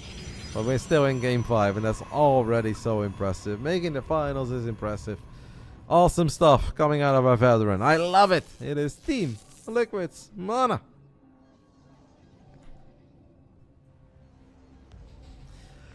Is MaxPax from Denmark? Yes, he is. That's why we call him the Danish Protoss and not the Dutch Protoss. Denmark and the Netherlands are not the same place. It is important to clarify that once in a while. Danish and Dutch. It's close, but it's not the same. MaxPax goes double gas a Stargate of one, but this is different. This is actually different, guys.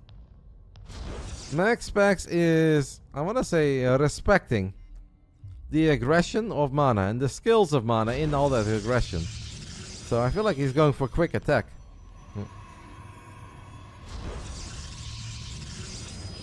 More gas bind early, very quick tech. Slightly later expand. I think Mana is gonna use that robo only for a war prism. I think it is just like obviously not an immortal, it's just a straight prism. Prism Stalker. Can the Adepts sneak in? No. The Adepts cannot sneak in. MaxPax, his OG scouting probe gets picked off. MaxPax does not know yet about the proxy. Oh, the Adepts! The Adepts actually get in. Is that on purpose? I guess everything that MaxPax does is on purpose. Because he had the Oracle there and he was going to activate Pulsar Beam. And Mana knows that it was on purpose. So he lets it go.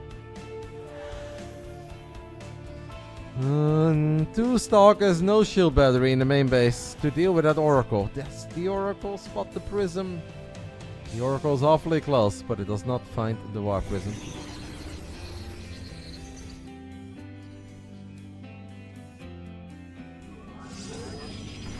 Drops the Revelation and spots the 2 Stalkers. Here we go. Again. Buckle up and enjoy the ride for potentially one last time today. Or will there be more? MaxPax is building his shield battery in the main, but it's not quite there yet. And Mana unloads everything in the main. If Mana kills this battery before it's done, it's big. I think you commit to this battery.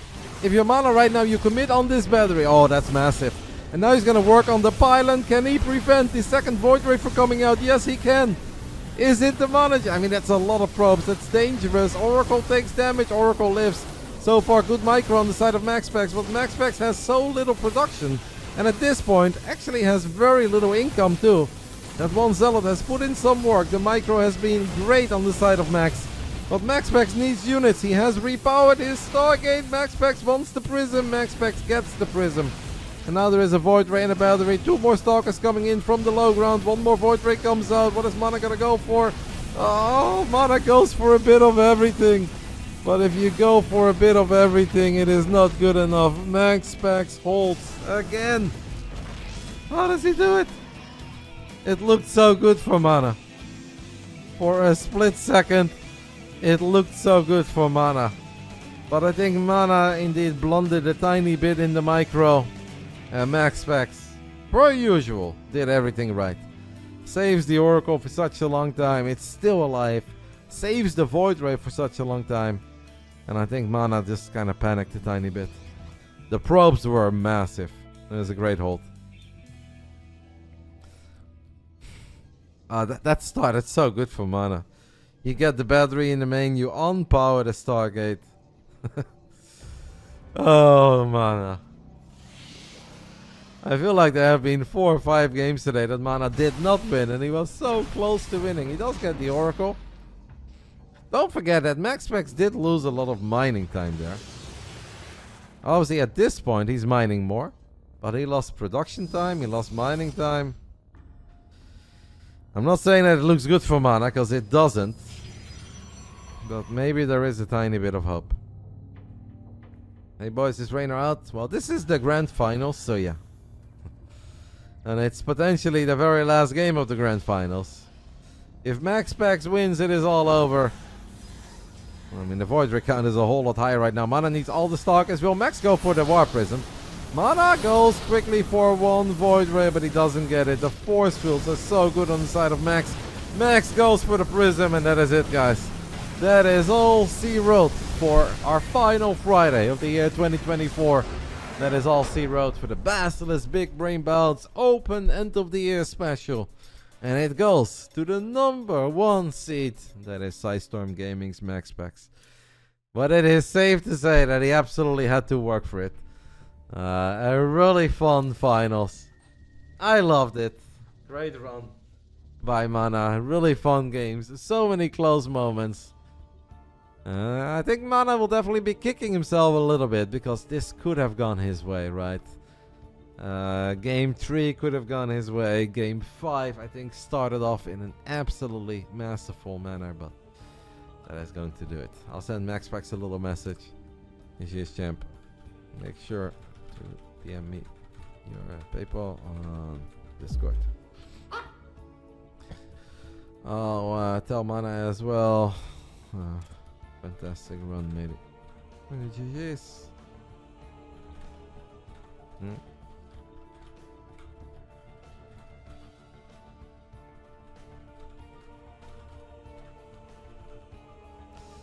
Maybe we should make it like 75 bonus for Mana. 50 of the original bonus, and then we had bonus money, and I think we can definitely give him like another 25, because Mana did so well. So he gets 200 from Basilisk, and then he gets 75 from me. I think that's pretty fair, right? And then we can maybe sort out another bonus. On our PAX interview, I don't think I'm doing any interviews. After 11 hours and 45 minutes of non-stop StarCraft. Well, a 30-minute break. Okay. Because whenever he said it, people were like, well, the Master's gonna see him ended at 3:15. This tournament started at 4. Yeah, that's right. I had a 45-minute break. In 11 hours and 45 minutes. I think I'm going to wrap it up. I am hungry. I am tired. My voice hurts. My throat hurts. I've done my best, guys, and this is about as much as I can do on my old day. You're a sick mate.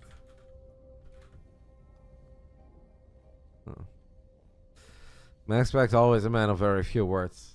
Send him a message and he's like, hello, sure. And Mana just said, thank you, Max is strong and microing the voids. I got so close, but thanks for the tourney, it was fun. Yeah, it was a lot of fun. Obviously, shout out to the other casters that stopped by as well. Some of them did all of it. I think Indy and TKL, some of them stopped by for a couple of hours, and they were all appreciated, and I just hope they had fun. I guess one final very big shout out to Basilisk. Without them, we could not have done it. Awesome. 2,300 viewers on 11:30 p.m. on a Friday. Hey, we will take that. I've done plenty of interviews with MaxPax in the past, but honestly, right now is not the best time for me to do an interview, guys. Like, I'm legit, I'm empty. I'm done. I've done my best. There's only so much I can do. The one last thing we'll do is we'll go over some confirmed bonuses. And that is all I can do. Congrats to Max. He wins the 400 buckies.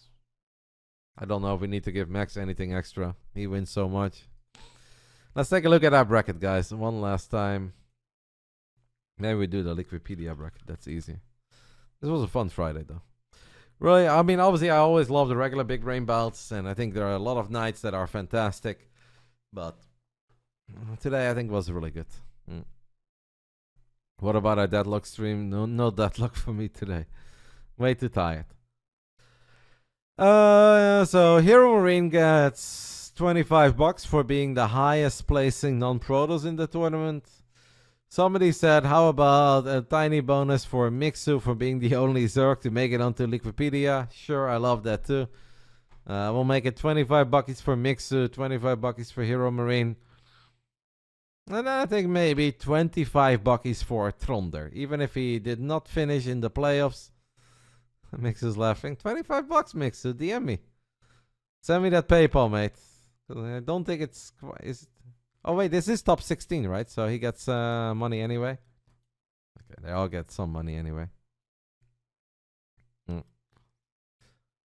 Thank you to Soulman for the 1,000 biddies. Thank you for everything in 2024. Cheers, mate. We are not done yet. I'll be back tomorrow morning, early.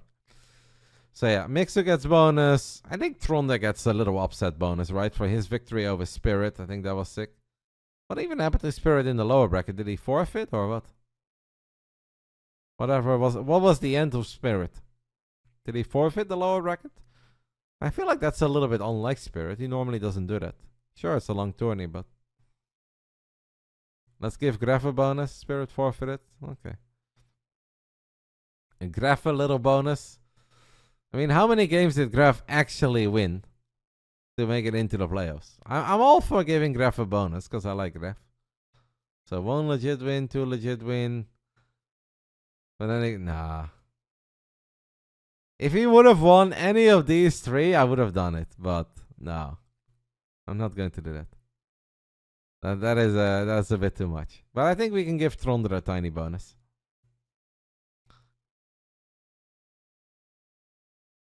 Yeah, I'm down with that. Alright, so the confirmed ones are Tronder for his upset win over Spirit, Mixu for being the only Zerg on Liquipedia, HeroMarine for being the highest placed Terran. Obviously, Pi got a hefty bonus. Mana gets the OG bonus, and we'll make that 75 instead of 50. Because you guys were awesome to me, and Mana was amazing in the tournament. So I think that's it.